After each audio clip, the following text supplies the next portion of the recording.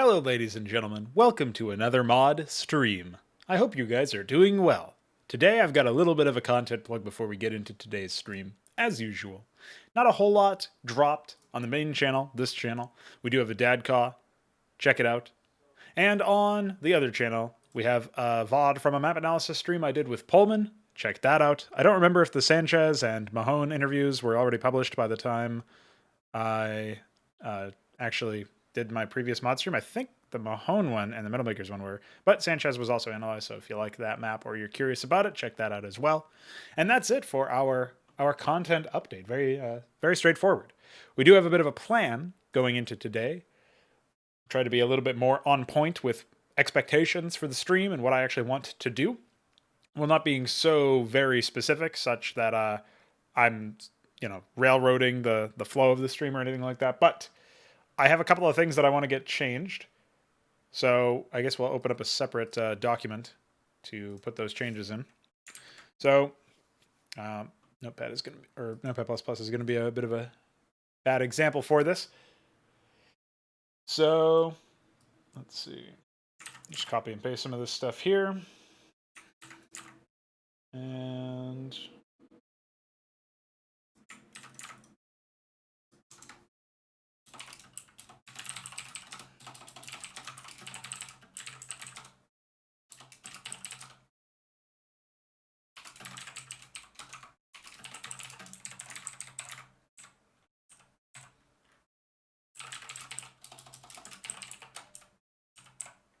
okay.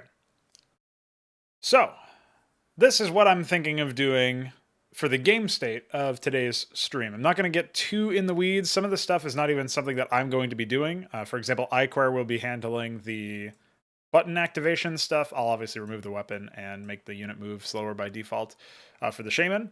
But button changes will be iQuare. Same thing for over here. This is iQuare. I've picked a graphic, but iQuare is going to add the Sublime Shepherd read, the actual command to show the overlay. I've already set it up on my end. I'll be handling revising the Vassal and Manifold and tweaking the Cyprian and tweaking the Wyvern. So those are the basic ideas for today's stream as far as the game state changes. I will be also working on a map.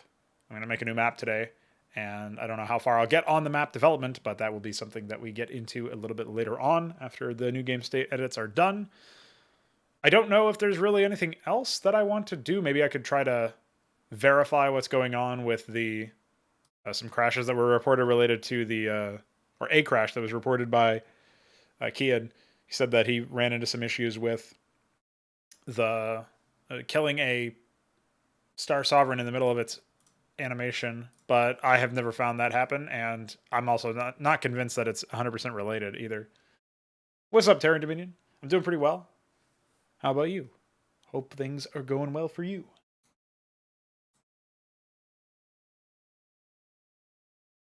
Reporting for some pro level lurking. Hell yeah. This is also something I would like to do, but I don't think it's going to be happening today. I would like to change the max interceptor count to 12 for carriers and keep it so that they spawn with 8 on already made. Or maybe I guess I could reduce it to 6 if I wanted to, but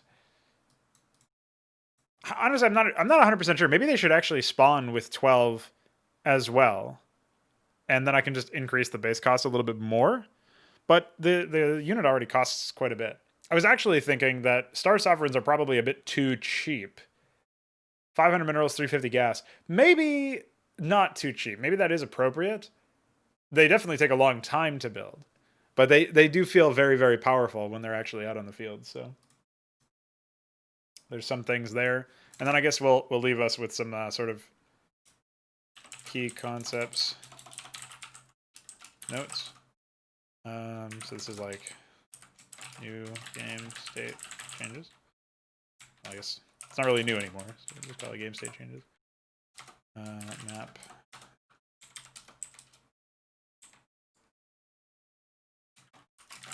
Current air feels very strong now. Might need to be tweaked. And then we have Star Sovereign feels very powerful. Once in play. Probably fine, though. I'm trying to think. There was like something else that oh yeah. Well, I already know that the Vassal needs a revision, but some new Protoss robotic units feel underwhelming. Okay. So this is sort of like what we're thinking about. 8 players active. 3 players on team. This could be Okuka or nice tile set.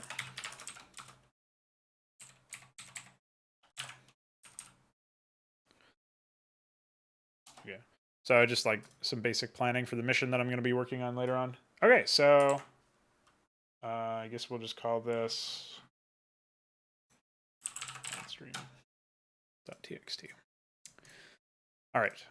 All right, so given all that is taken care of, is written down, I think we're in a pretty nice spot. And thanks again, Adam, for doing all those icons. I appreciate it. Obviously, we've sort of moved you this way and that way in a few different places. With the, trying to get you to do different things at different times.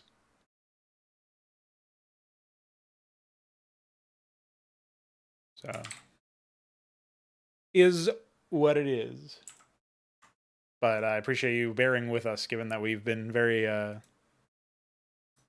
particular. Marines have the range upgrade from vanilla rolled in by default right now. So they start out with the 5 range. So it's like you have U-238 shells.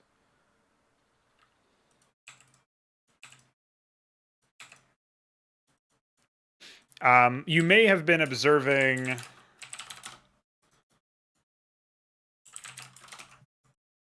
Marines shooting farther because they're on a high ground advantage. But that's speculation on my part. I don't fully know what you might be looking at there.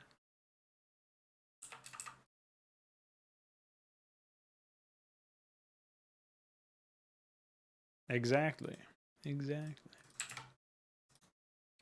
So I'm going to jump in here and take a look at the Wyvern.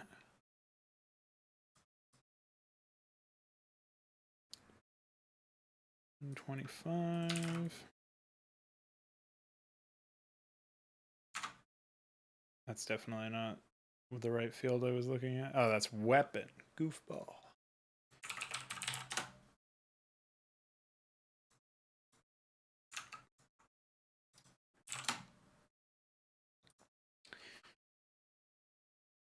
The Wyvern is pretty tanky, TBH. I think we'll drop them to maybe just 200 is fine. I'm going to set their weapons data to no longer deal area damage to allies, which is actually a very big buff. I was thinking of only even giving them AoE when they had reverse thrust active, which I might still do, but it feels a little unintuitive.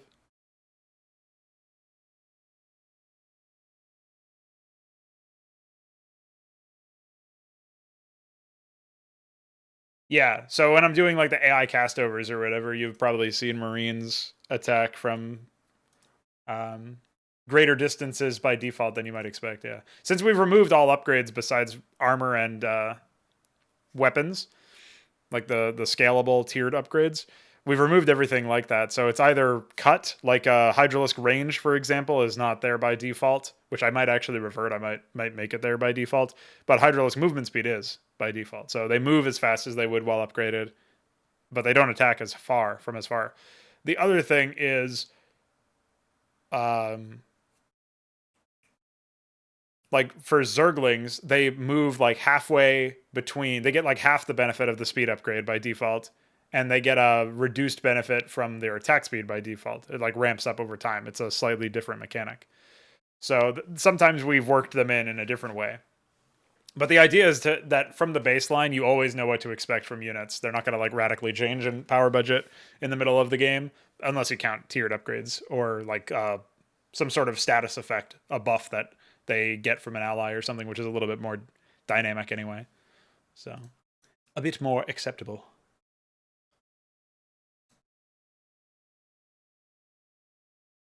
All right, so we took care of the Wyvern rebalancing. I should note this.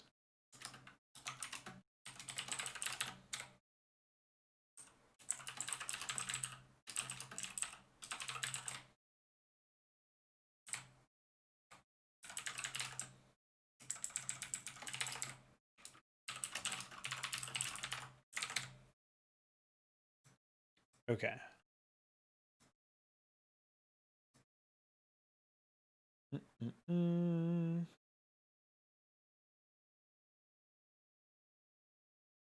I can do the Cyprian stuff. That's not too difficult. We are going to jump into the Terran.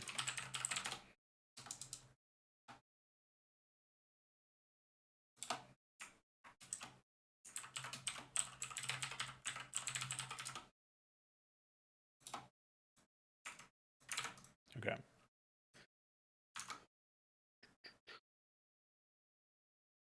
Actually, I don't even think we have nanite field. Eventually, all of the idle orders and idle tactic stuff are going to be removed, and we're just going to have default behavior. Like, I guess you could call it a hard code, but we're going to have like a default set of conditions for spellcasting. The way that we already, like, Icor's already started to add that for some abilities. We're going to have that for all old and new abilities, because I think that's way better than. I mean, ideally, you'd still be able to set your own custom logic if you wanted to change it or tweak it.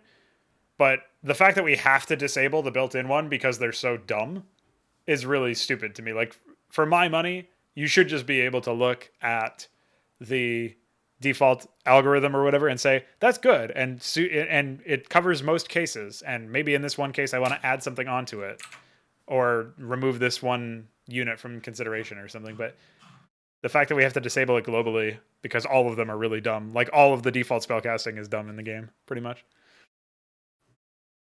And then in some cases they don't use anything. Like defilers have no built-in logic for, or AI has no built-in logic to use consume, for example. That's got to be added by an end user, which is pretty goofy. Anyway, I'll go ahead and commit this change because I don't have to worry about.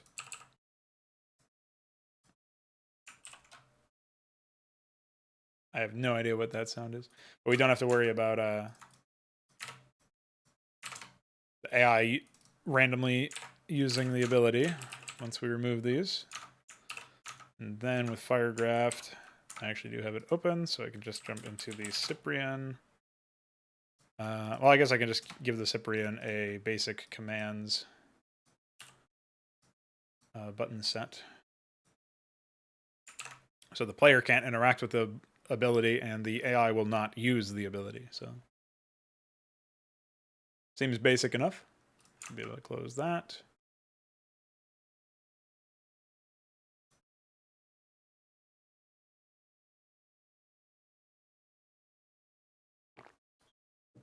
Yeah, you only need to see like battles between Ghosts and High Templar in StarCraft 2 to see how far they fucked it up.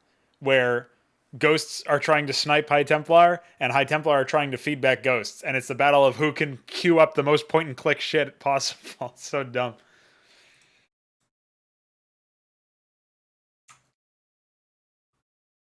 Like at that point, both players are essentially playing like a cookie clicker or something instead of an RTS. You know what I mean? That's where I think the meme of people saying that the what do you call it?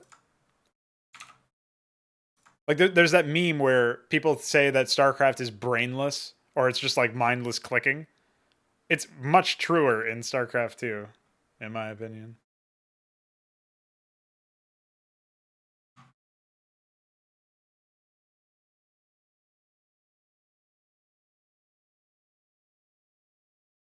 So we're looking at the Cyprian, which is 92. Convenient. Okay.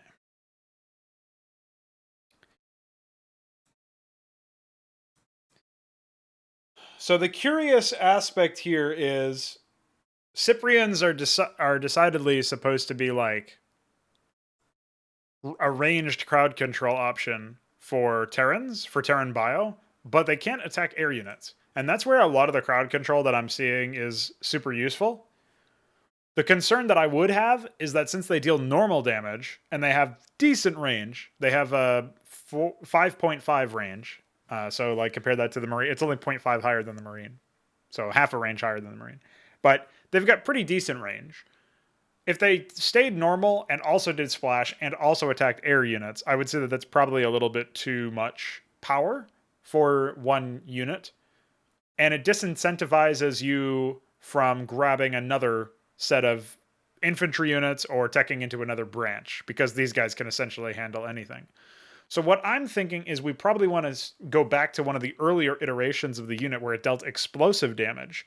We want to give it another full point of range over the Marine. So we'll bump it up to 6 instead of 5.5. Maybe reduce the base damage and give it an AoE. So instead of 9, maybe it starts at 8, which is still 3 points more than a Marine, but it's also factoring out because of explosive. And then we can give it ally safe splash damage from a modest proposal here. I would say like 10, 20, 32 or something like that. And then we'll give it the air flag. I think now you have a situation where you still want to use the unit for its intended purpose. Oh yeah, and then giving it that extra point of range. You still want to use the unit for its intended purpose of crowd control, but you don't completely shit the bed. Like it's not too underpowered and it's not too overpowered in terms of the actual raw stats of the unit.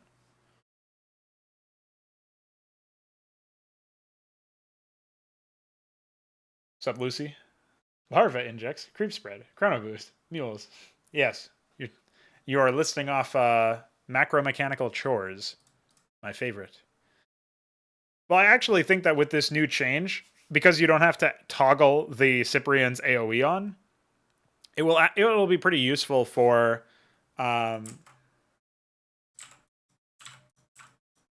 just make it more consistent with other small splash radius weapons. I think in this case, this unit will be more useful because you can spam them and because they have slightly higher range and by default they have AoE. You'll be able to use this as a bio player to respond to large numbers of mutalisks and even zerglings. I think with enough of a range advantage and enough of an ability to kite backwards. I think the other piece to this puzzle is if we feel like Cyprians might end up crowding out options. I mean, they are individually relatively weak, but since we just gave them the extra range, I think either we can drop their armor down to 0, or we reduce their movement speed so that you have to position them a little bit ahead of fights, or that units that are catching up to them, like Zerglings, that will suffer from the AoE component, will be able to keep up with them a little bit easier and surround them in theory. So that's where I'm leaning towards mostly. If I jump over to the Cyprian, I think it moves at the same speed as a Marine by default. And perhaps dropping that down a little bit here and there might help with such a situation.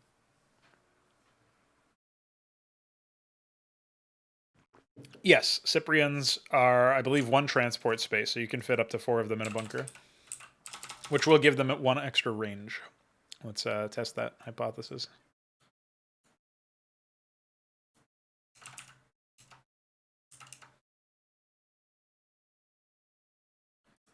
Yeah.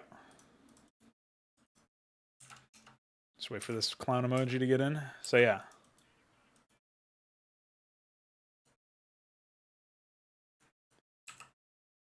I mean, pretty much anything can get inside a bunker as long as it's organic. And any organic unit can get inside a bunker now.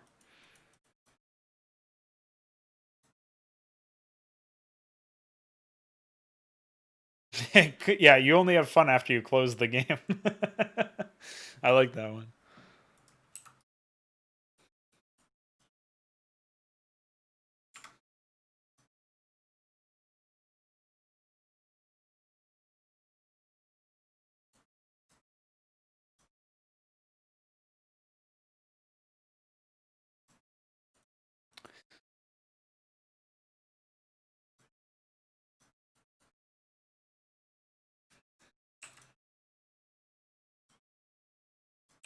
All right, so once I pop in the changes to, I do think they probably move too fast in general.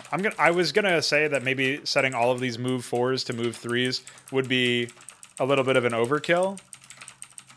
But looking at it now, I actually think it might be appropriate because they move seemingly really fast. I know that's just the default Marine movement speed, but it still feels a little too fast to me, like by a considerable amount compared to what I would actually imagine this unit operates at. So, like, they are meant to be in some ways heavy infantry in the first place. So, although this does, yeah, this does feel a little overkill. You know what we can do from here though, since we still want, we don't want them to be as fast as 4, but we don't want them to be a varied amount of moves, like of move commands, because that creates pathfinding issues. We can do what it appears Blizzard did to lurkers, where we hard code their speed bonus in GPTP. I mean, obviously Blizzard had their own code, so it wasn't GPTP.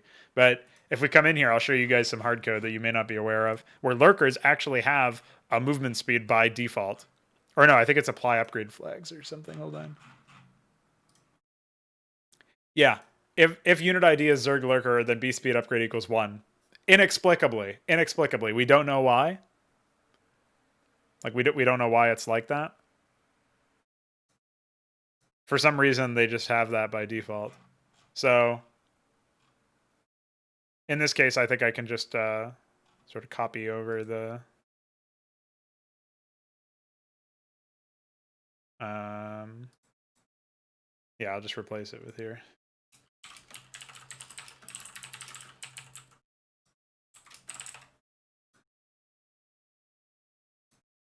So I think we should say plus equals speed divided by 4. So set it to 125. I'll set it to 120%. Because I think that might be just enough. We still want them to be slower than Marines is the bottom line. Obviously, before the Marines even bother stimming, so. No, any melee unit does not attack. I think in theory they could, but it would look and feel very strange. The only thing that I think is stopping them is in the bunker code. You have to hard code what units can attack while inside bunkers. So it checks whether the unit can attack from inside a bunker. That's where we have, I've added Cyprian, Madcap, Apostle, Savant, Ecclesiast, Hydralisk, Basilisk. Lurker doesn't work unless they're borrowed. I think I did make it so that you could load units while they were borrowed or something, but it was very finicky. So I'm surprised it didn't crash the game or something, honestly, but maybe it actually still works. Let me see. So obviously it doesn't work by default, right? But I think you can... No, maybe not. Maybe I disabled it afterwards. You used to be able to load them in if they were within range and borrowed, but it was such a stupid, like, specific thing that you had to do to make it happen, so... Yeah, this feels a bit better. And again, this isn't as fast as Marines, I don't think. Or maybe it is. Yeah, it's very minorly not as fast. And it doesn't have any pathfinding issues. So it's a weird hard code solution, but it still is a solution, which is nice. So like we can test it a bit more directly just by doing this. Yeah, so I like that better. I think that's just a superior method. Yeah, you can put ultralisks in a bunker, and then the ultralisk pops out after you kill it. Like, obviously, it's not going to do anything inside the bunker, but... Like, you imagine you got, like, a bunch of... well, actually, I'll just do this for real. Hold on.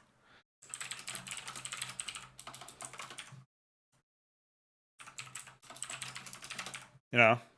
Take on this bunker. Fuck this bunker, dude. He left it abandoned. What an idiot. Can you believe this guy just left his bunker open?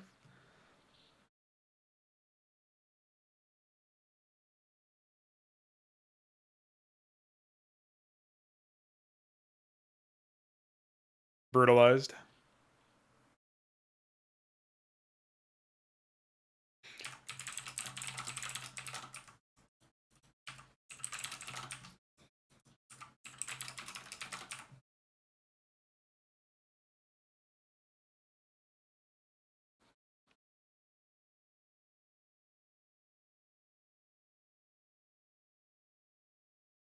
Brutalized. You asked for this.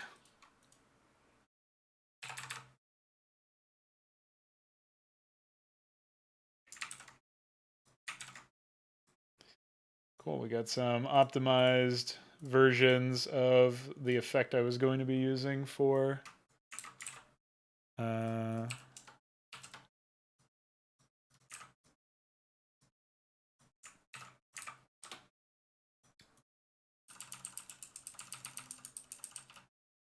I wonder if that might actually, maybe we should stick to large. I wonder if there's a difference here.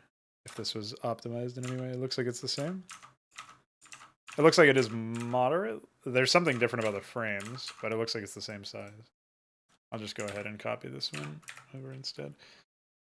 But yeah, DF converted that effect from Five Nations, and I just had him make me a small and medium version of the same effect so that we could use it potentially for the Savant behavior. So we've got, or the, why did I say Savant? The Azazel Sublime Shepherd ability.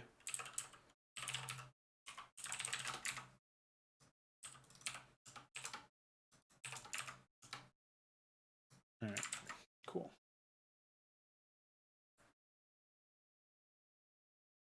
No, Dragoons are classed as mechanical.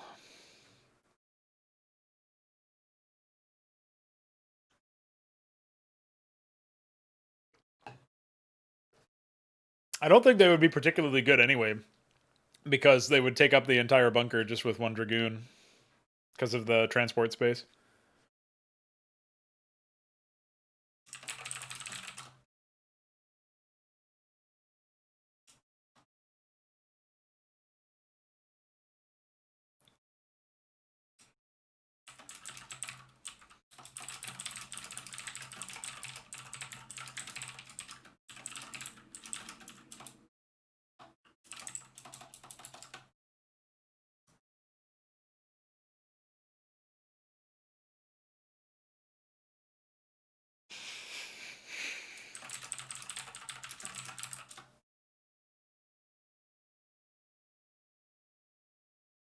All right. See you later, Adam. Thanks for hopping in and seeing what's going on. And once again, thanks for those icons. At some point, Veek will wake up and make use of them, I think. All right, so we've redefined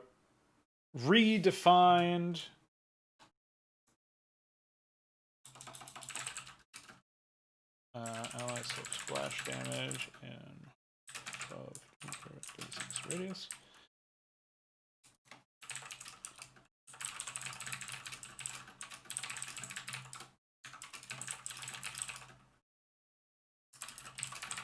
Okay.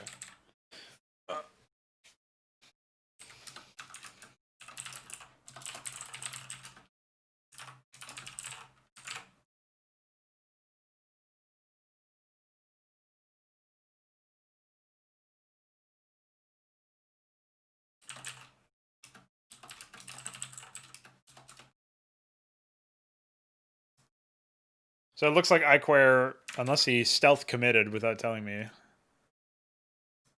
it looks like he's not going to implement the changes that we were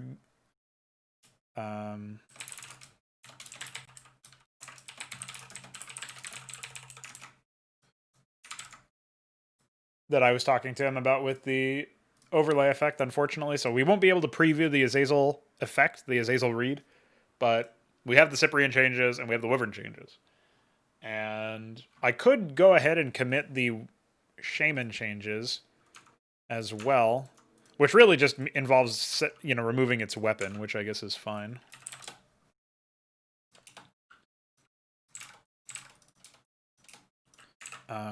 And then slowing it down a bit, which I believe is done in...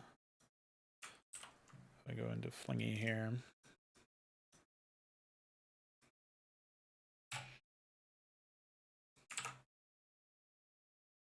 I'm wondering how slow exactly I should make it, but I think just dropping its top speed by 9. Let's find out the answer to this math question.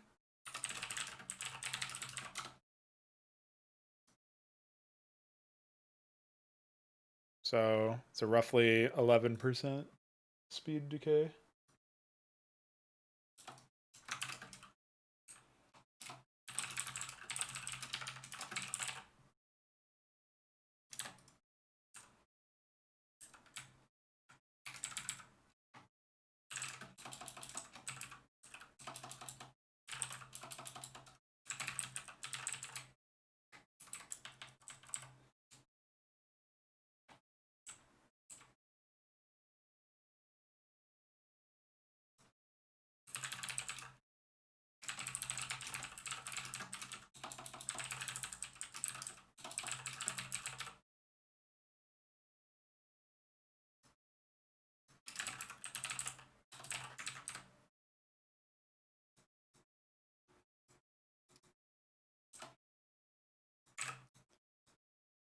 Awesome.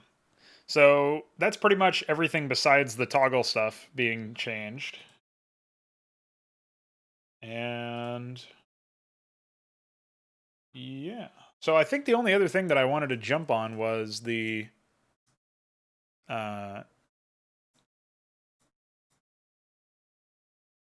remove that. Move that. Move that. Yeah, so the only other thing that I wanted to jump on was the Vassal and the Manifold. But before I do that, I do want to jump in and see if I can figure out where the carrier stuff is defined.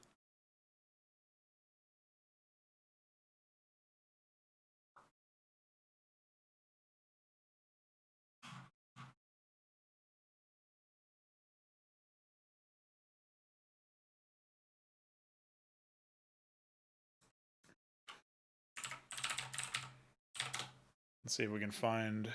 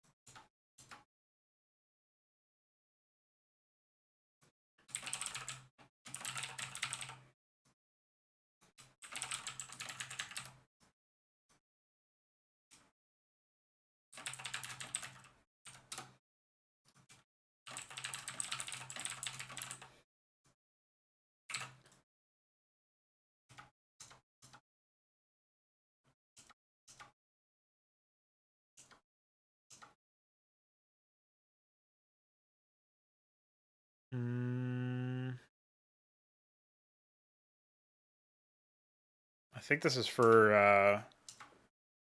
that's for hallucination damage. That isn't really...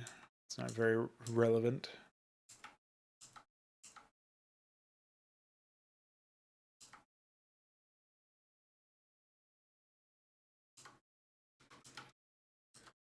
What is this function that we're inside? Oh, this is unit destructors for killing interceptors, it looks like.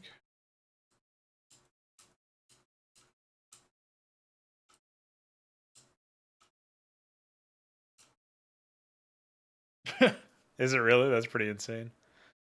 I can't believe it's already been a year.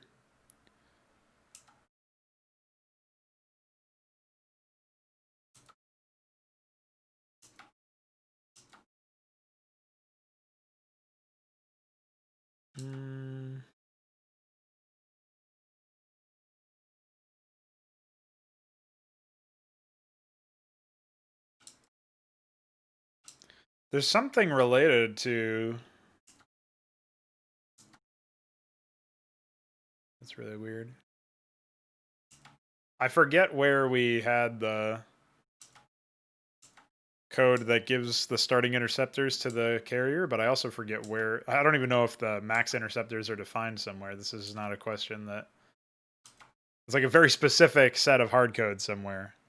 It's not something that you can just edit in unitstat or something.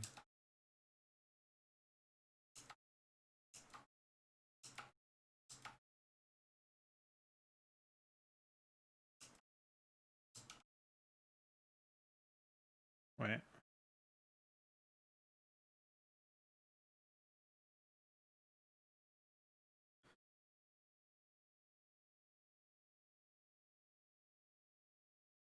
All right, so this is where we're providing the number of interceptors to give the carrier by default. I don't imagine that setting this to 12 would actually work without crashing the game, but we can give it a shot. There's got to be more code somewhere though for that.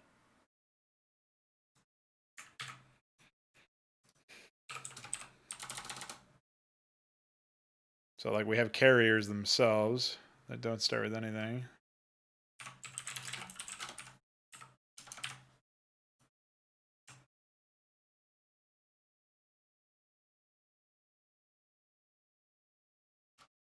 Crash? No? Well, he just has 8.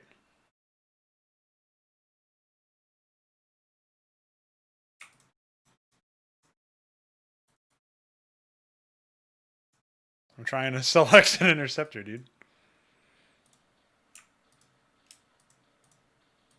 There we go. Yeah, so as you can see, there's just 8 of them. Although maybe I didn't finish saving the exe. It feels like it wouldn't just allow you to... Maybe it rounds down somewhere else.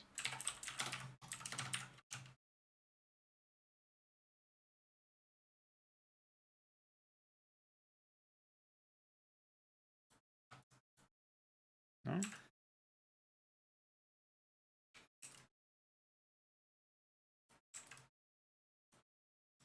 Weird. Alright, let's keep looking for interceptor then.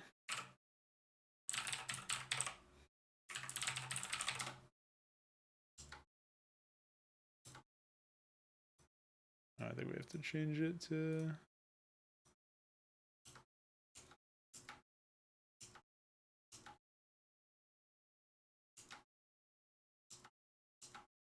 No, it's just gonna fuck me up again for no reason, of course.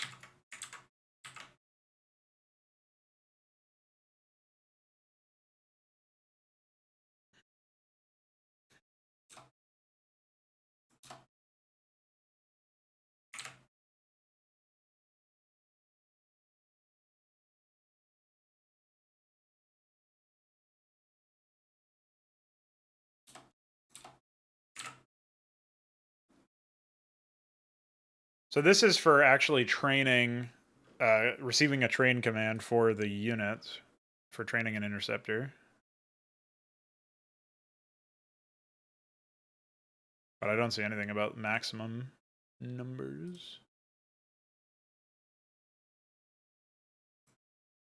If I can find...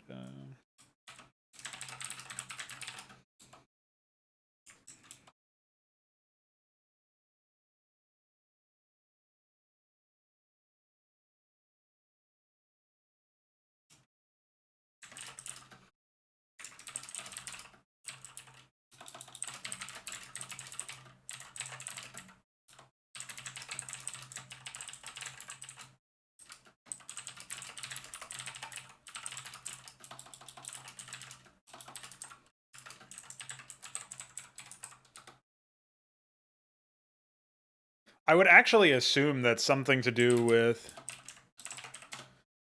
the hangar upgrade.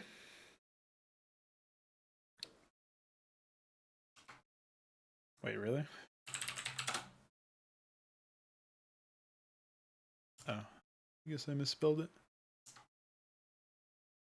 I would assume that's something to do with the upgrade would be there, but I could be wrong, I guess. Ah, more like you, my man. How you doing? I really don't know.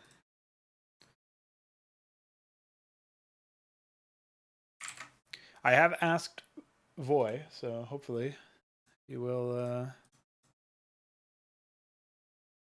handle that.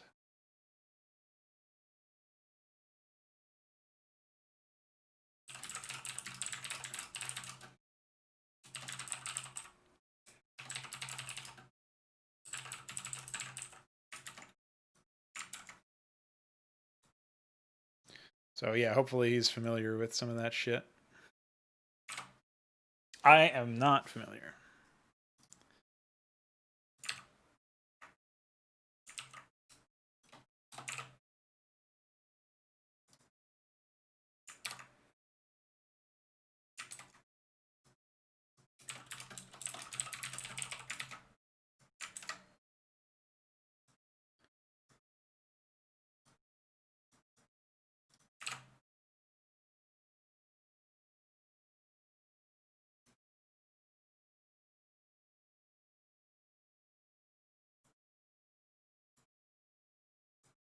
Oh, I used to have music playing on streams, but I would just get inundated with copyright shit, so.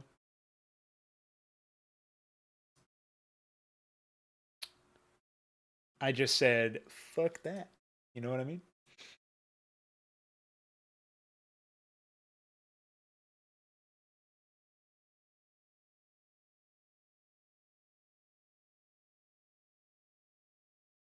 Oh, man. Why?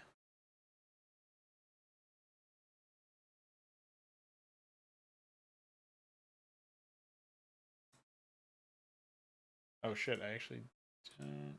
Ah, classic.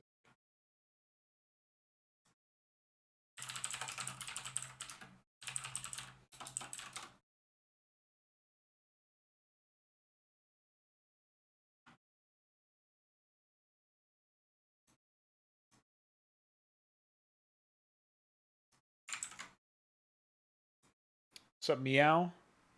As far as I understand, the election is still going on, which is crazy. It's just recounts, obviously. I just wish that whatever happened ripped off the band-aid, you know what I mean? I don't have any skin in the game, really. I don't feel like there's much change that would happen either way. Besides the cultural impact of people continuing to lose their minds one way or another. So, a rather defeatist outlook, I guess. But not like in a depressed way. I mean, I'm happy focusing on what I'd like to do and what's important to me, and politics does not figure into that whatsoever. So, as long as I'm, as long as my liberty isn't under threat, I'm good to go. Oh yeah, so that was through Mixer, which is now Facebook or something. So we don't have the ability to benefit from the soundboard or anything like that. I think that the team behind the app that let you do that was called Fire. The app was called Firebot. I'll just go to Twitter. Firebot. Let's see if we can find.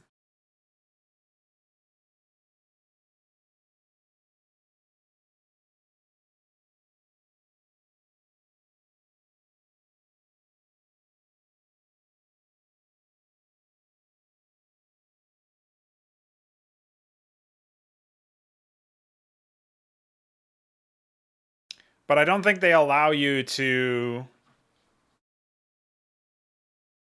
have. Let's see. Wow, is there really? Oh no, the last release was 14 days ago. Let's take a look.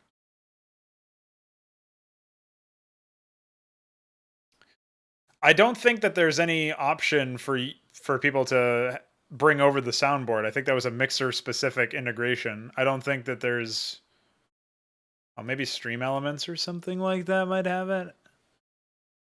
But I mostly am seeing these for like more mundane things. So yeah, I haven't looked too heavily into it, but yeah, I liked the soundboard because it was a way for like the viewers to more viscerally interact and make their opinions known. So I thought it was fine. I thought it was great, but unfortunately, when that service went belly up, I don't know. I didn't even bother looking at whether or not the like Facebook carried over that functionality. I assume they didn't, but even if they did, it's fucking Facebook. Like I'm not going to stream there. So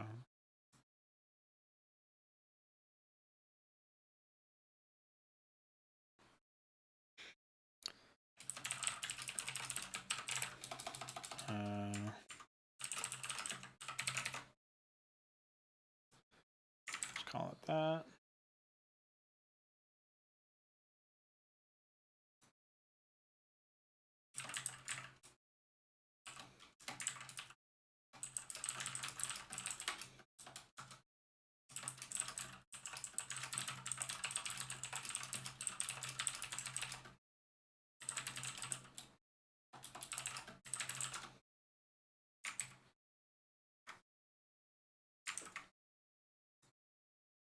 Apparently, there's an exe edit for carrier capacity.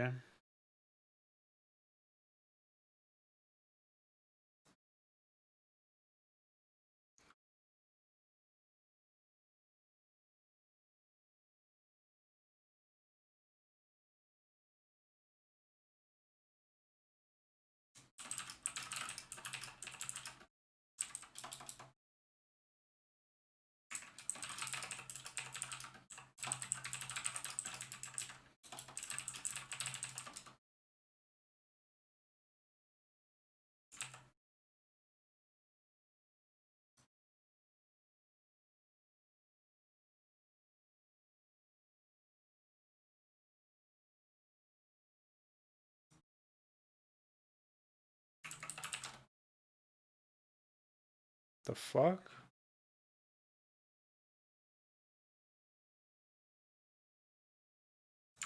Oh, okay. Here we go. I may have found it.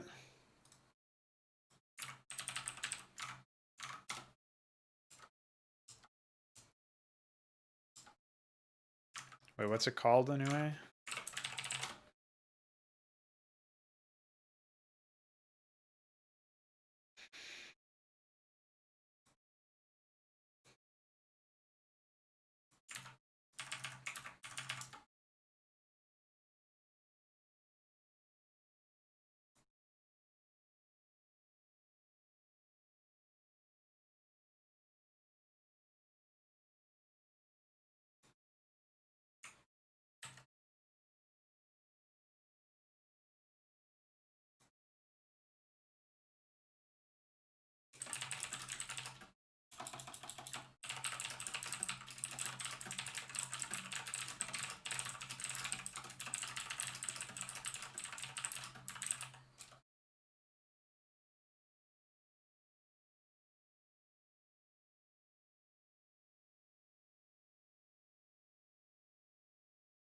So we might actually be able to use this somewhere, but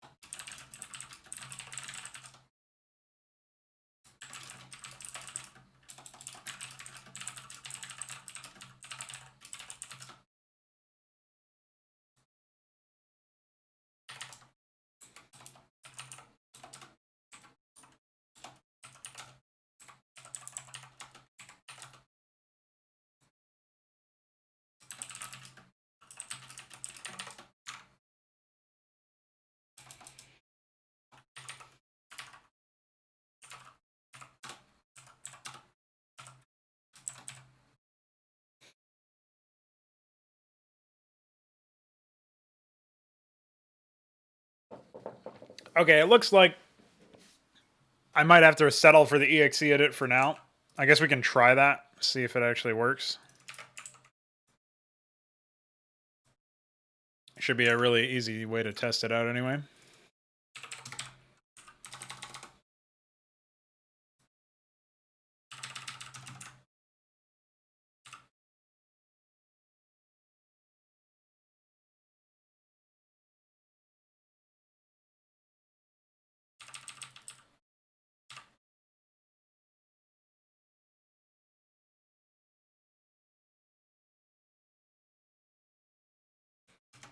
All right.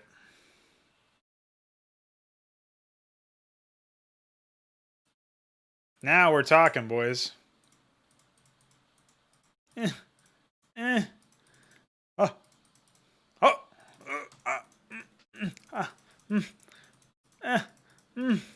I just want to click on a man. Unbelievable. There we go. Except I've missed 2 of them somehow. There we go. Check it out. So that works. Let's see if... Let's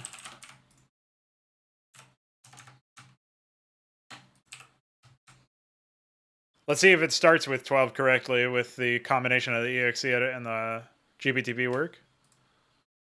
It looks like it does.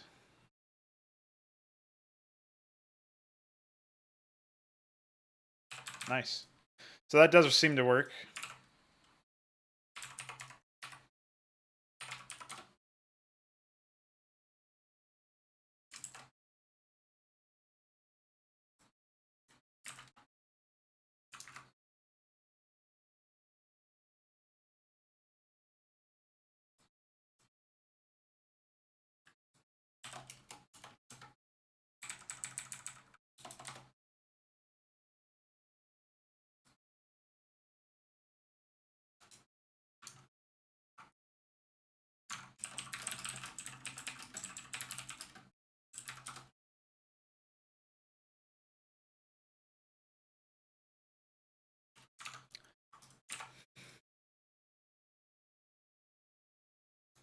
See if we can get a more future-proof version of this, though.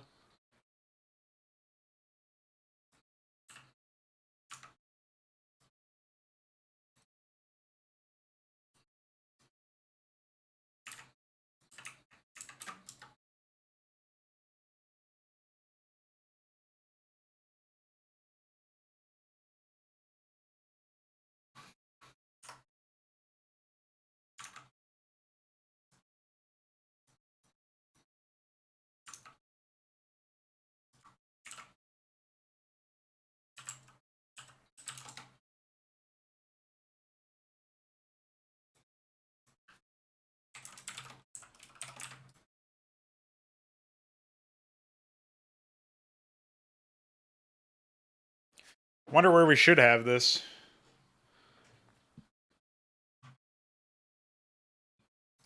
Oh, maybe unit train isn't a bad place, honestly.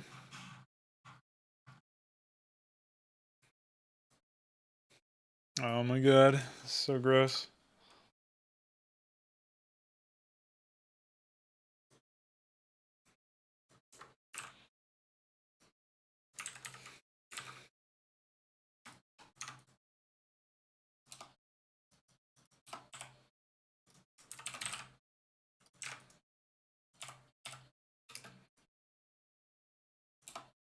I'm a little,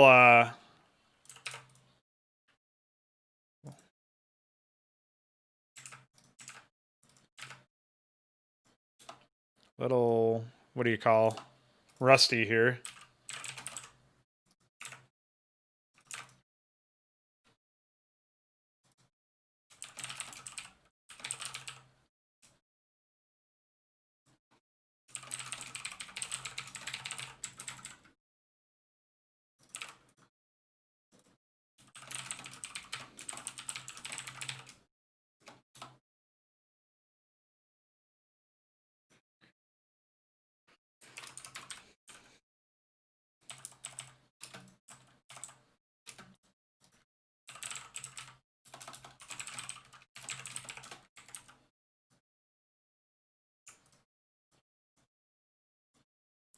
Any day now you want to jump to this, that would be great.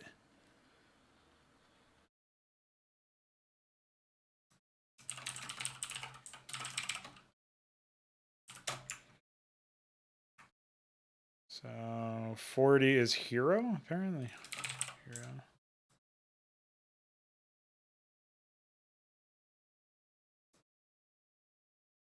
Yeah, okay. We can remove this code entirely.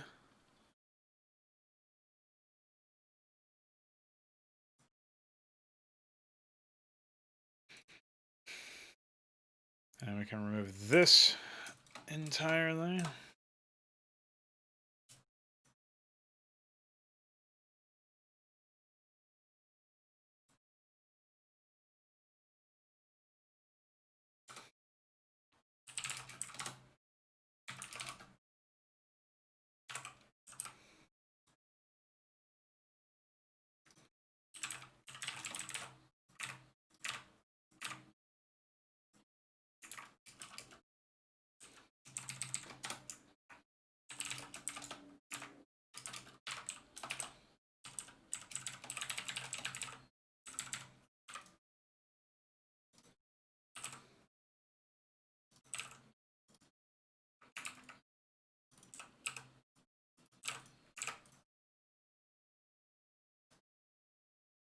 Okay.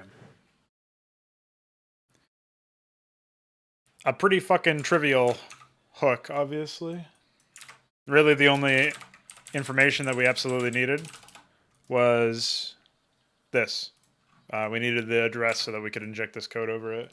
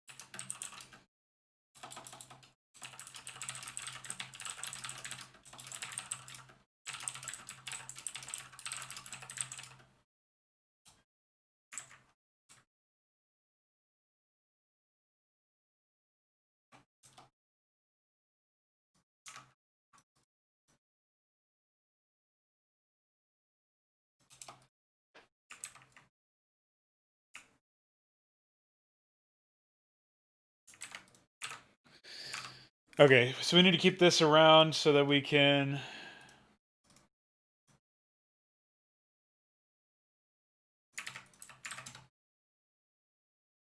let's see here.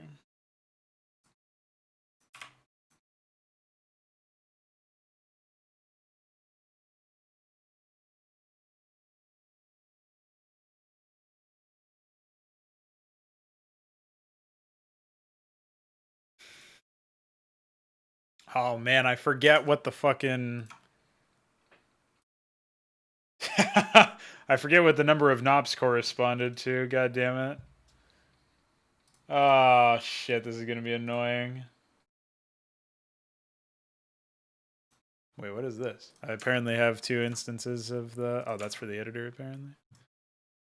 Well, hopefully I wasn't tweaking that, because that's embarrassing.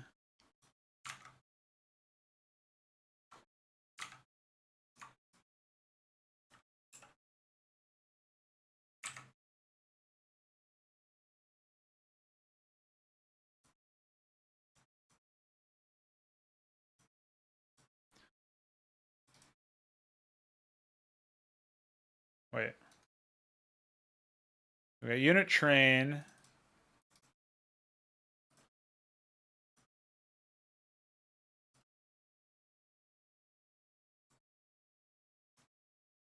Holy performance.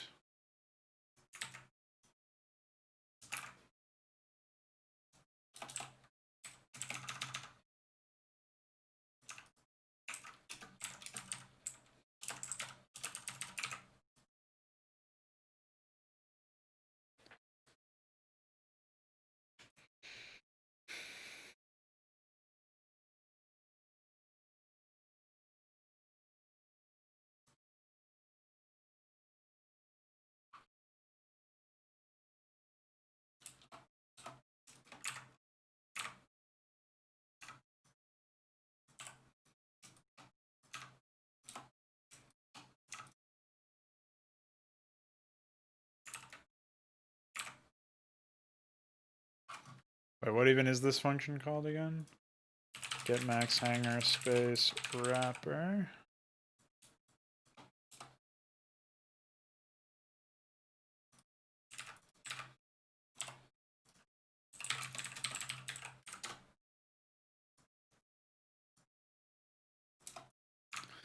And what do we have for ECX?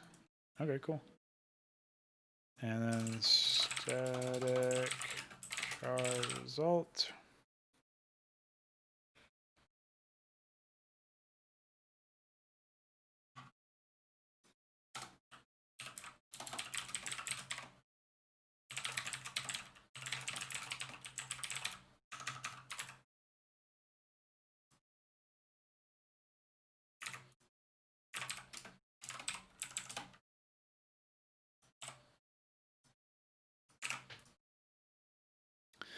Okay. I don't actually know how many knops it needs. This one needs 4, so I guess I can go over to here to compare. 1, 2, 3, 4.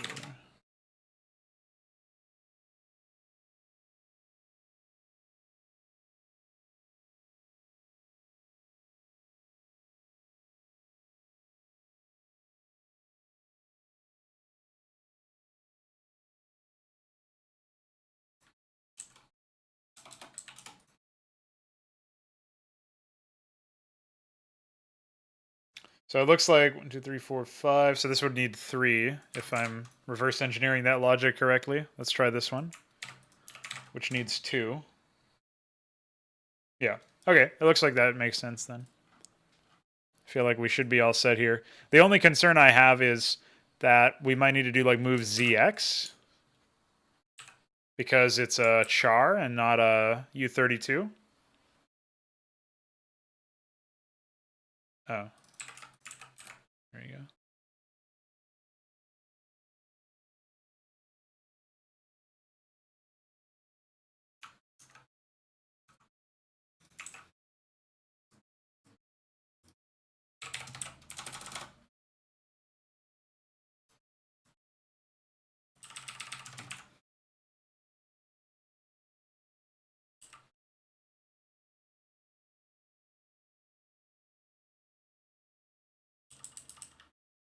Looks like we're in the clear there.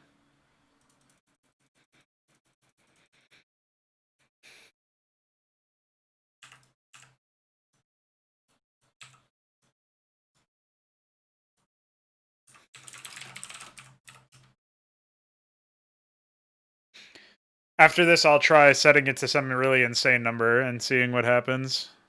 Set it to like 20. Yeah, that looks fine. Okay, cool.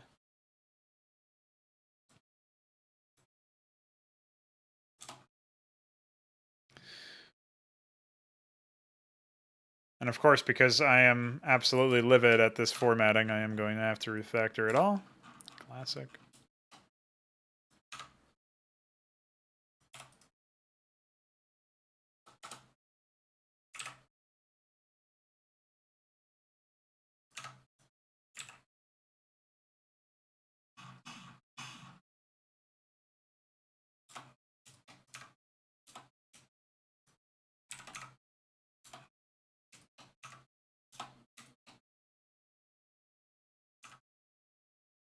Pretty par for the course, though, I must say.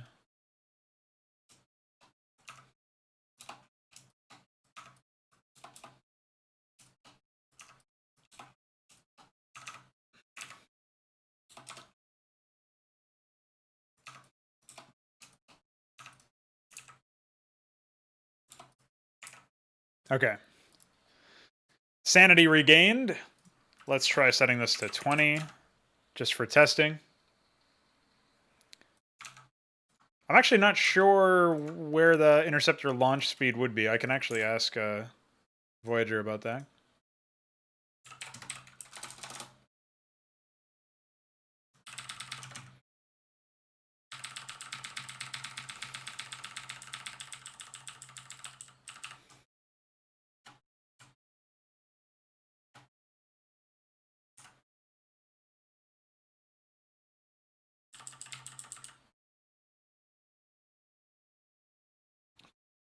Seems to be working.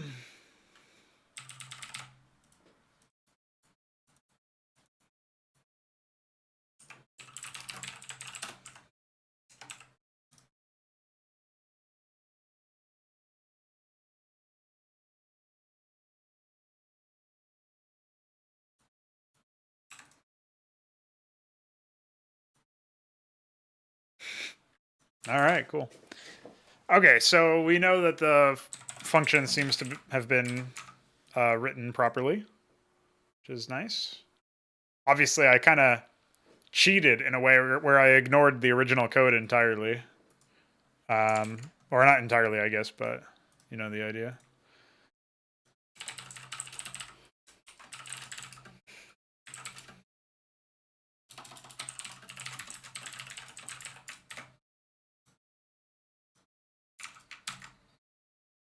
Okay.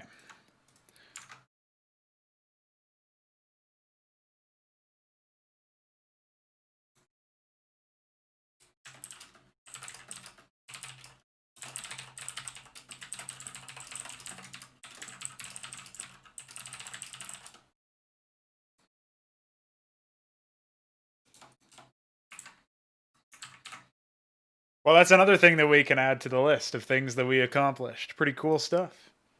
We've already cracked an hour, so I won't be spending too much more time on game state changes. I do want to jump on to map development now. But I just asked Voyager about interceptor launch speed and where that might be. So if he knows, then he'll let me know, and I'll be able to look into that, or at least write it down for later on. Because I do think that especially now, oh yeah, I should probably rebuild that plugin.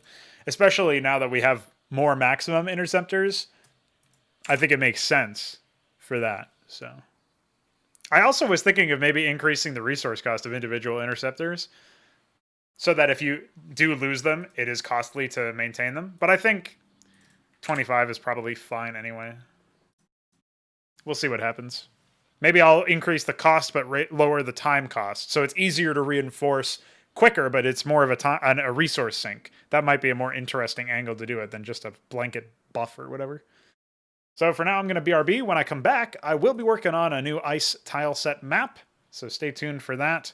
We're going to try our best to make a fun, large-scale map using the new game state that we've got. Bit of a mapping exercise, not really about any one particular project or anything like that. Just want to do some stuff. Obviously, Friday's a map crap, so I could just wait, but I don't feel like it. So, BRB. And then when I come back, we'll be doing that.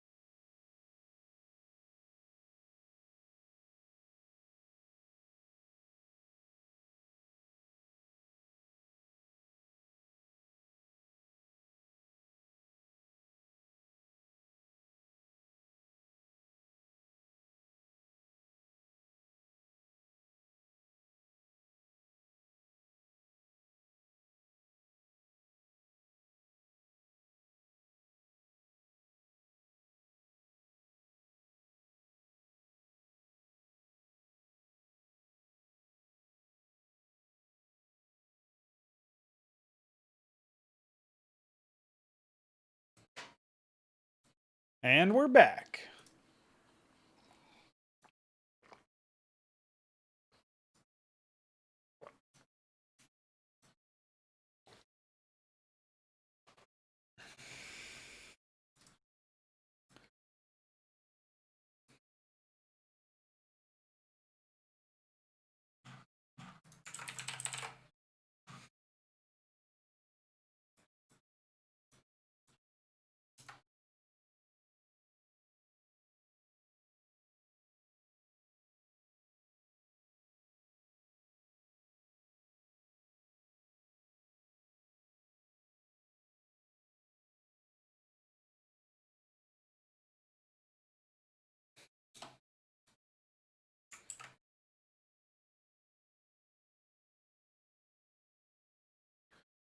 So many unit ID hard codes.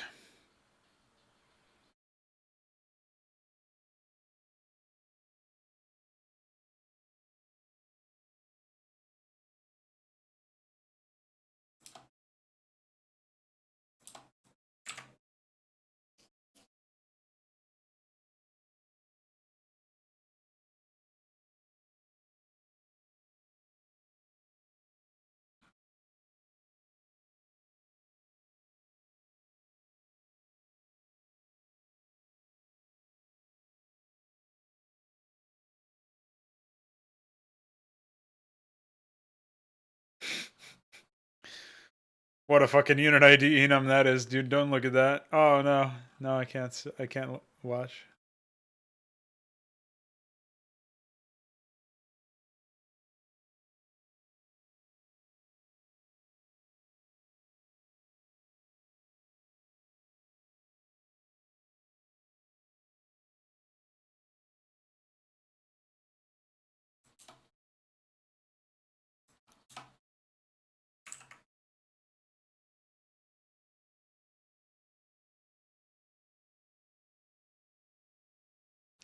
So yeah, I don't see any interceptor launch or anything like that.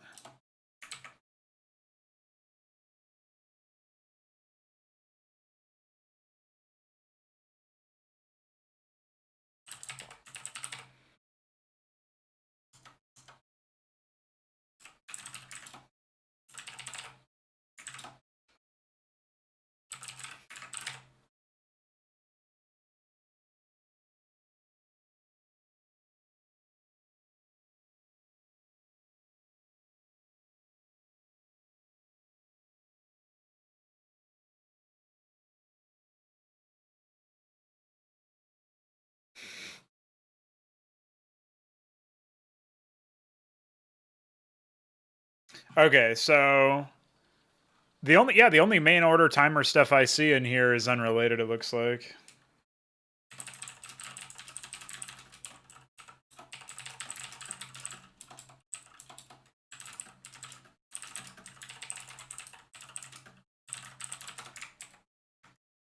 I'll go ahead and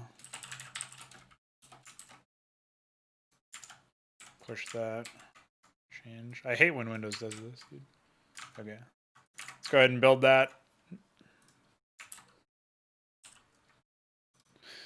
That'll be the last thing that we mess around with.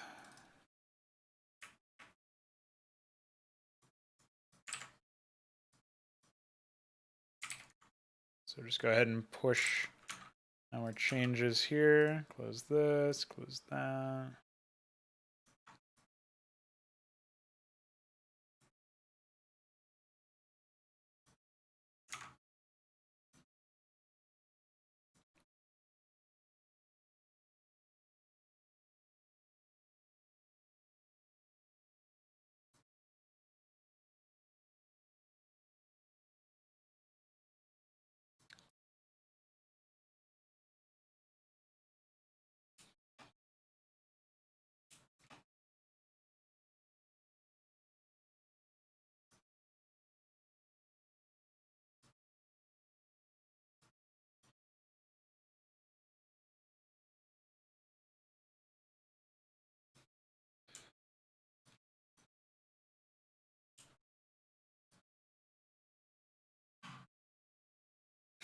Sound caw.wav.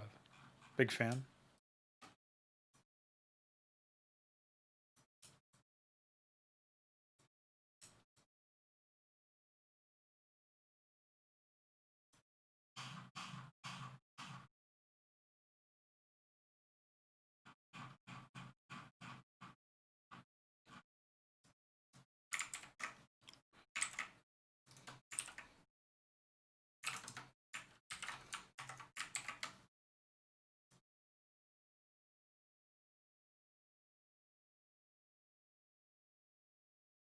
Oh, get ahead. More like, you know what I mean? Dude, imagine somebody actually trying to name a program. It would be pretty funny.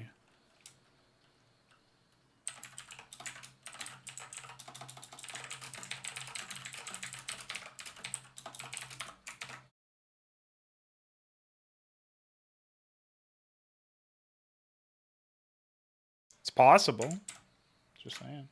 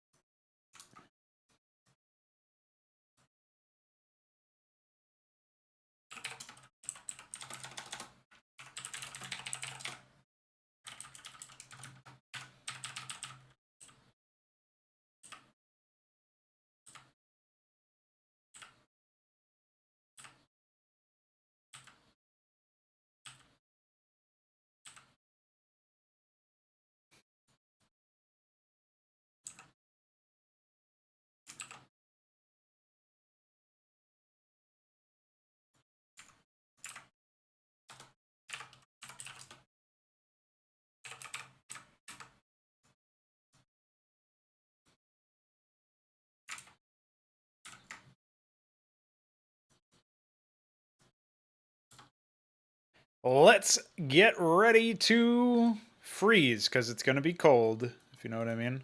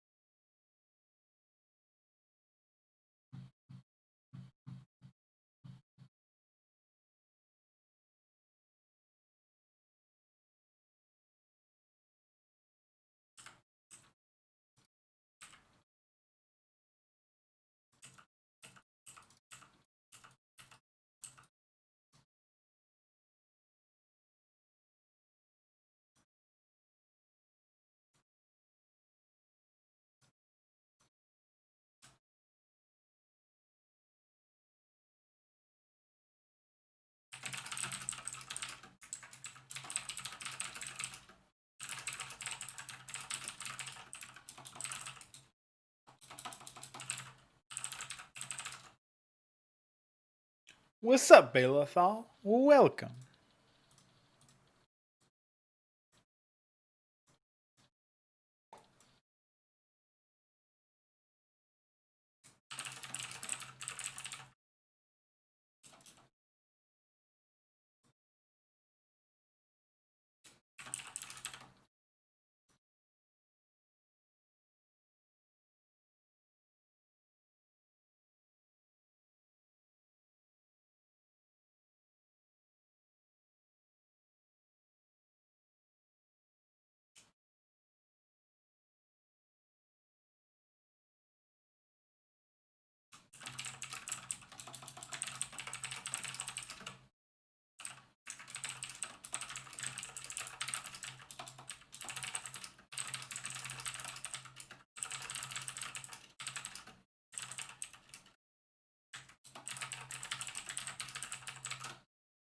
Yeah, I'm just throwing something together to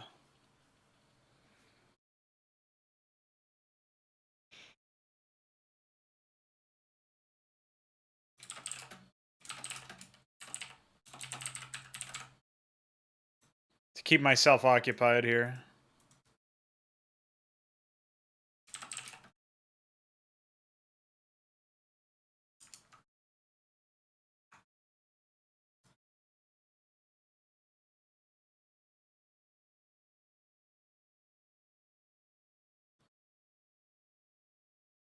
Figure we're, I'm in the mood to make an ice map. It's getting pretty cold.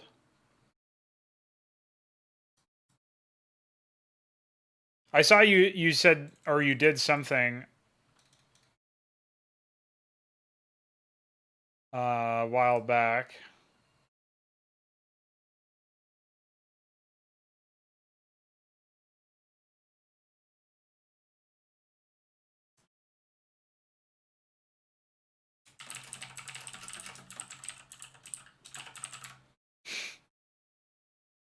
You said you changed SCVs and maybe something else I don't remember. Yeah. Okay. Cool.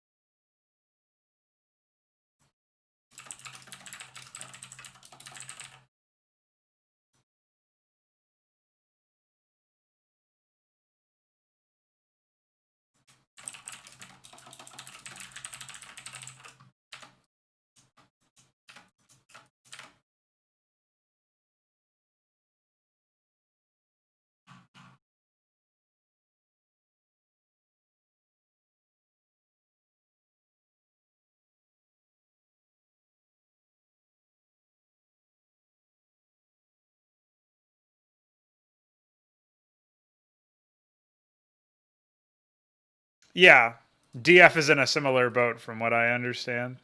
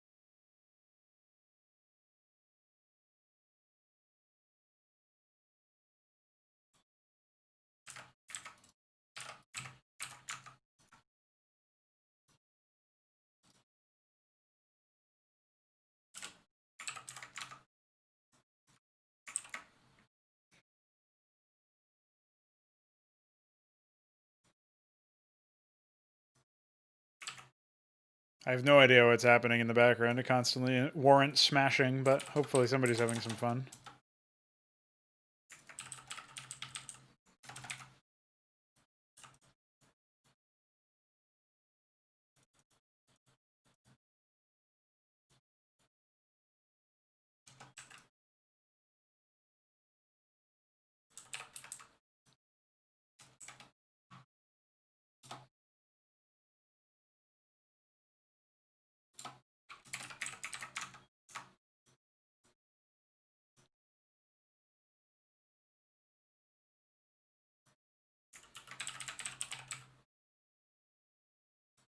Oh.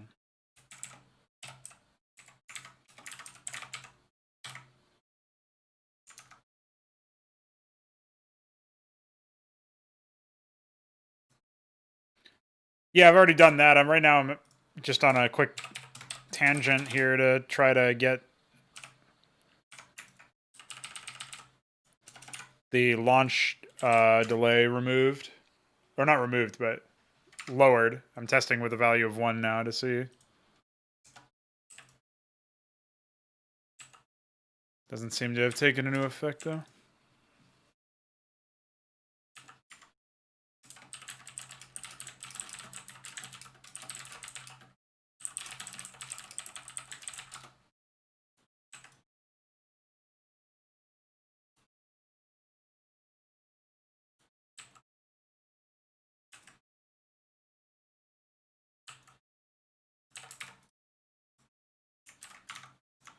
I'll rebuild it to be sure here.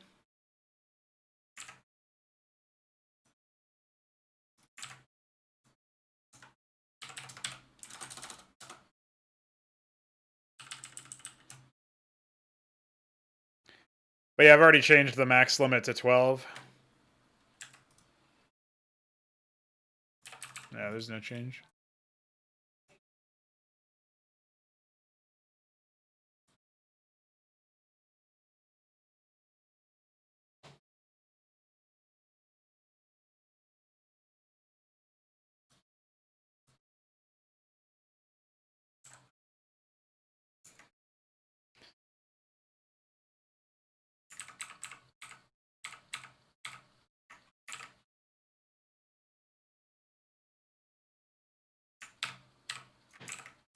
Well, time to go and reset that for now, and we'll just look into something else later on.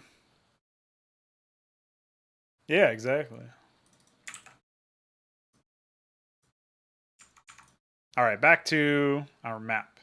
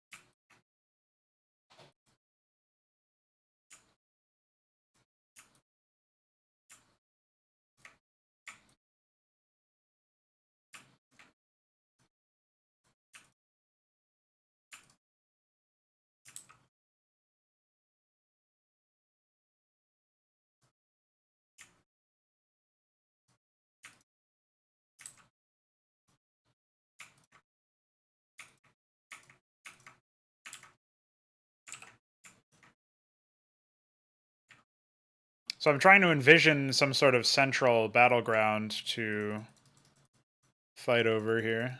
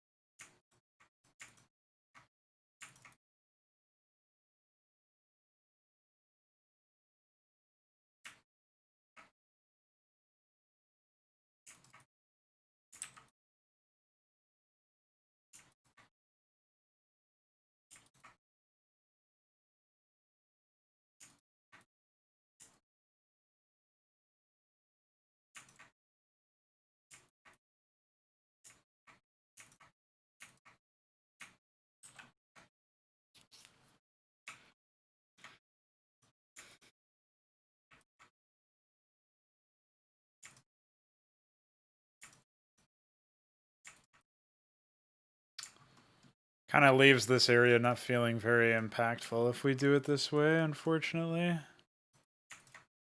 So I think we'll probably... maybe there'll be a ramp or something over there. I won't rule that out.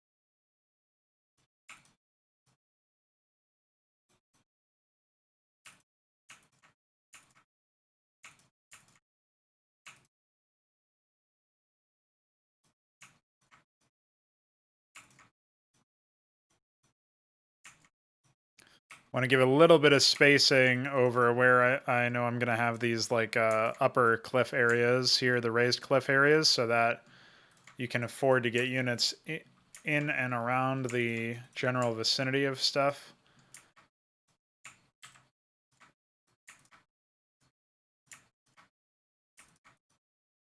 I think that'll be important, so...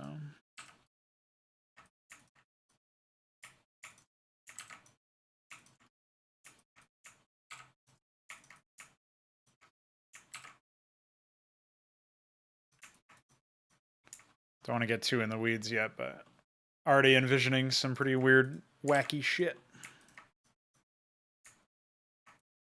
Oops.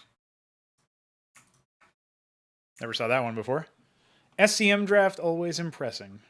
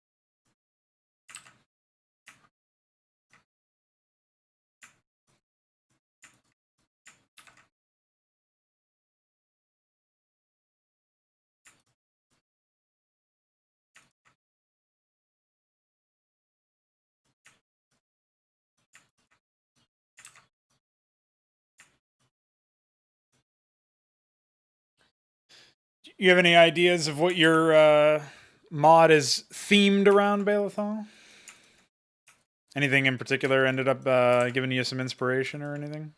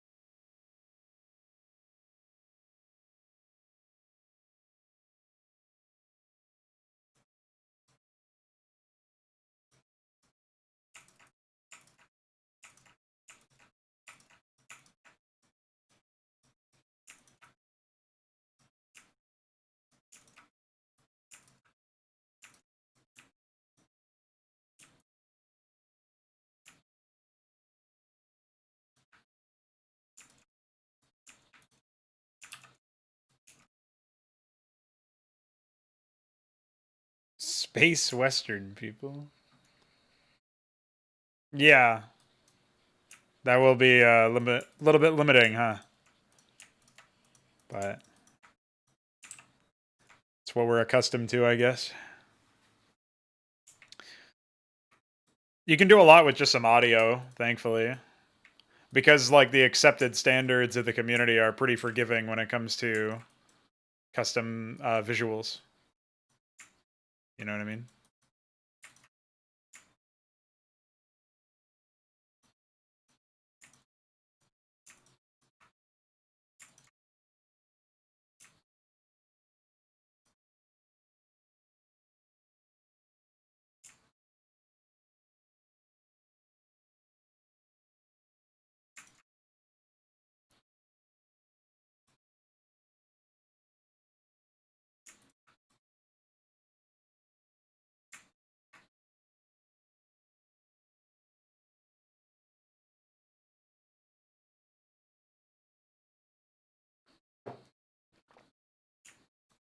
Yeah, that makes sense.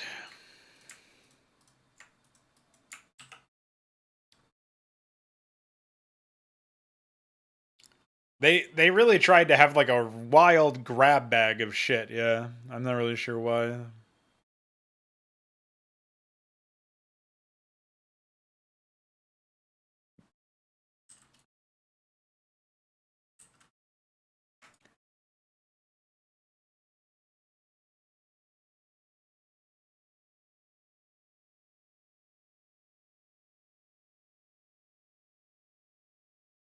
Hmm.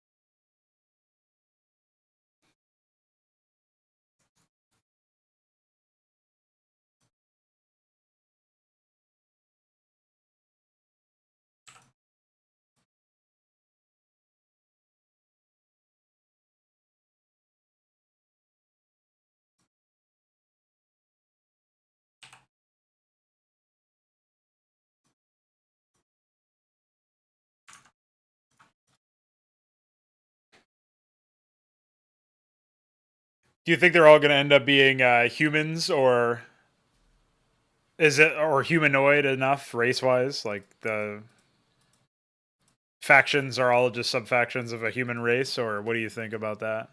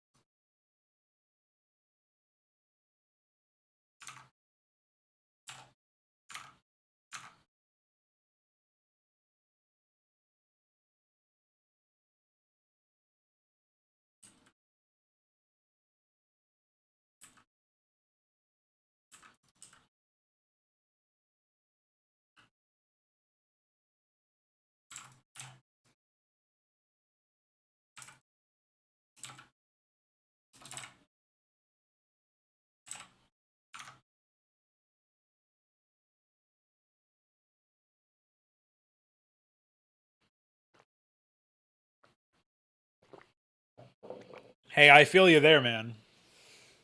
I'm pretty much in the same boat with my shit. You know what I mean?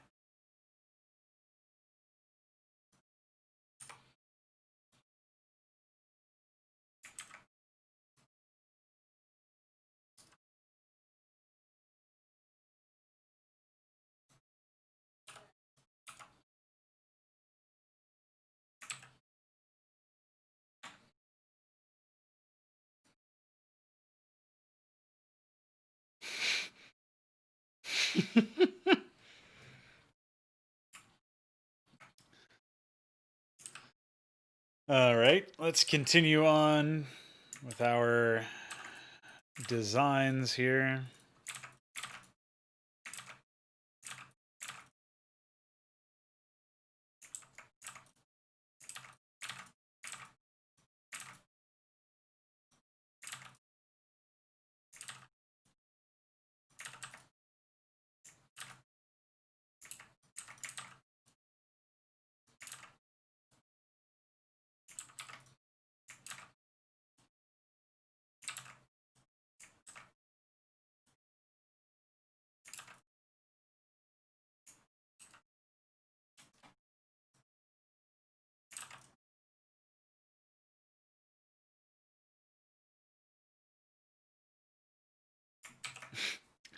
Yeah, I saw what you wrote in Special Bus.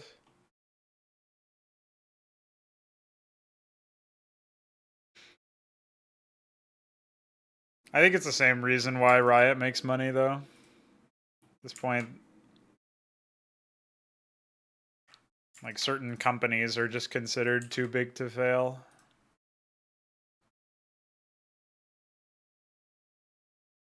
Not just by their consumer base either, just like in general. You look at what they've got. You're looking too hot, I'll put it to you that way. Or where my ramps at?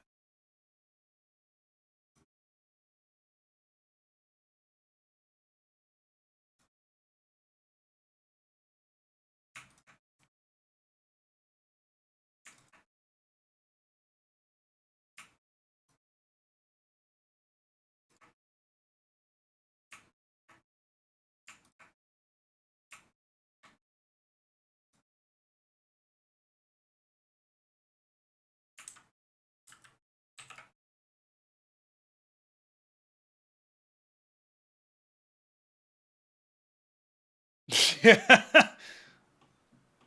Well, besides the communist part, it sounds like protest to me, man. I don't know. Literal pay pigs.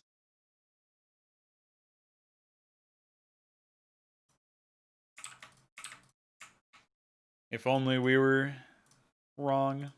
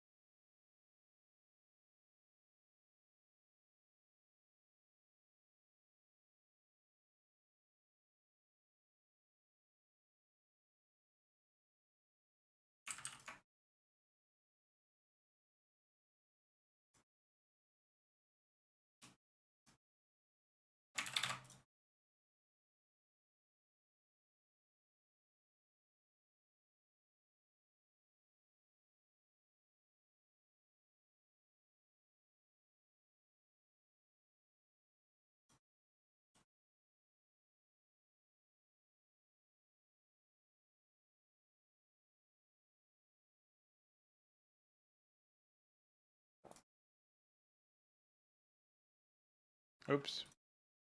Fuck.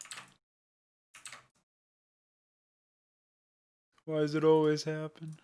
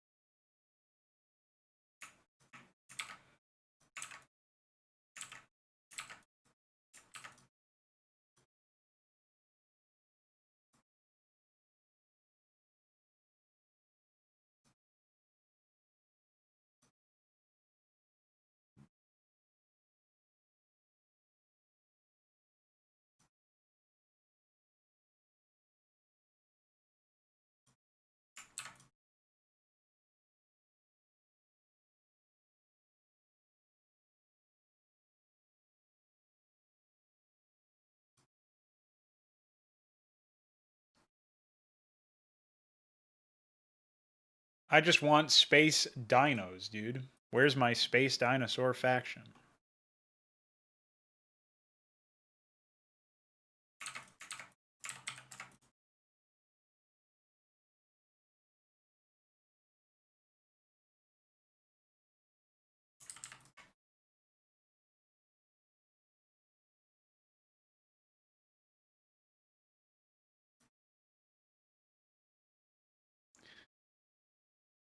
Well, it appears to be some sort of open question as far as why dinosaurs didn't evolve intelligence enough to make tools, so surely it's possible.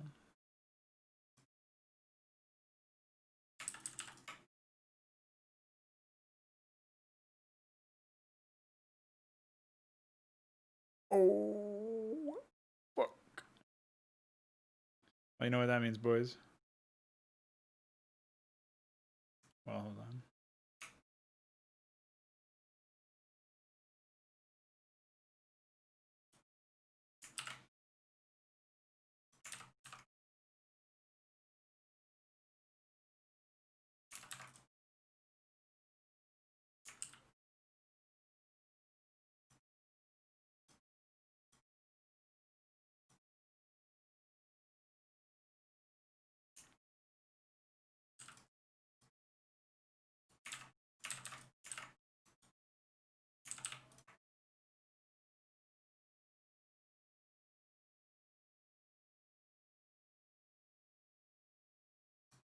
There we go. We did it, boys.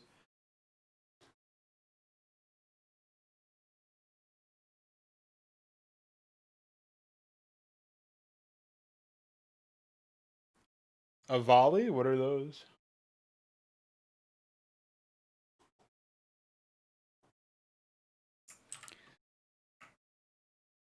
Yeah, for my money, I don't even care if it's likely or scientifically possible or whatever. I just say, fuck it, man. Give me my space dino. That's what I say.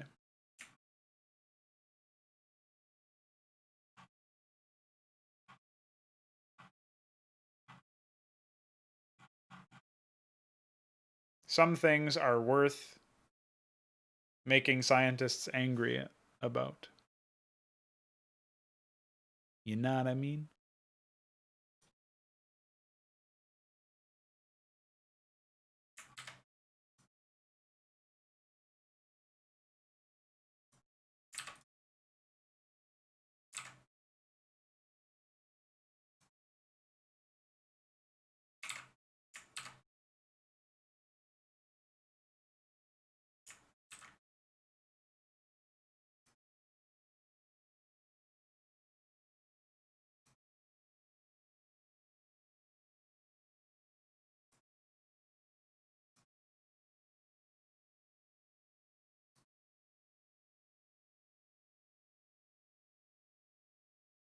I think it's still possible to make it through there.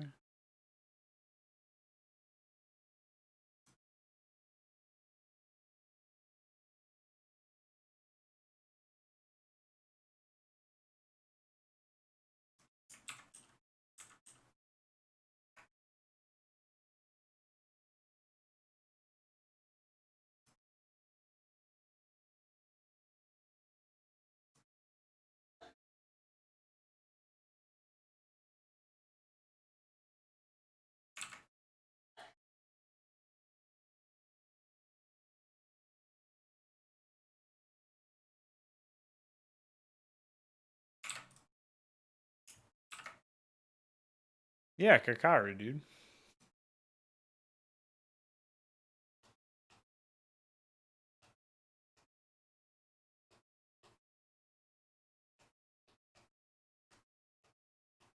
Listen, man, when you're playing my original RTS in the future and Space Dinos are a playable faction, you are going to pick them.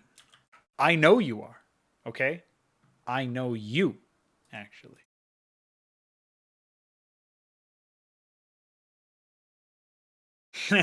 Yeah. True.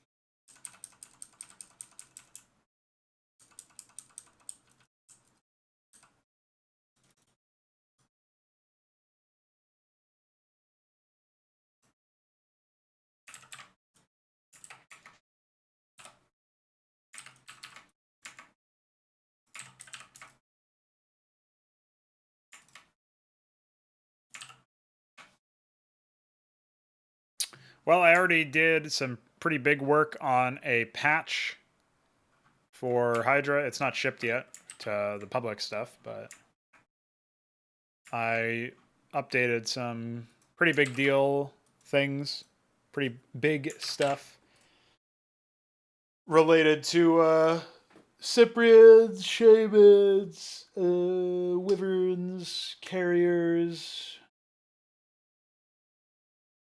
maybe something else.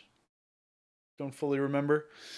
I picked out an asset for the Azazel Sublime Shepherd ability, so Icar will implement that tomorrow when he wakes up, or at some point tomorrow anyway.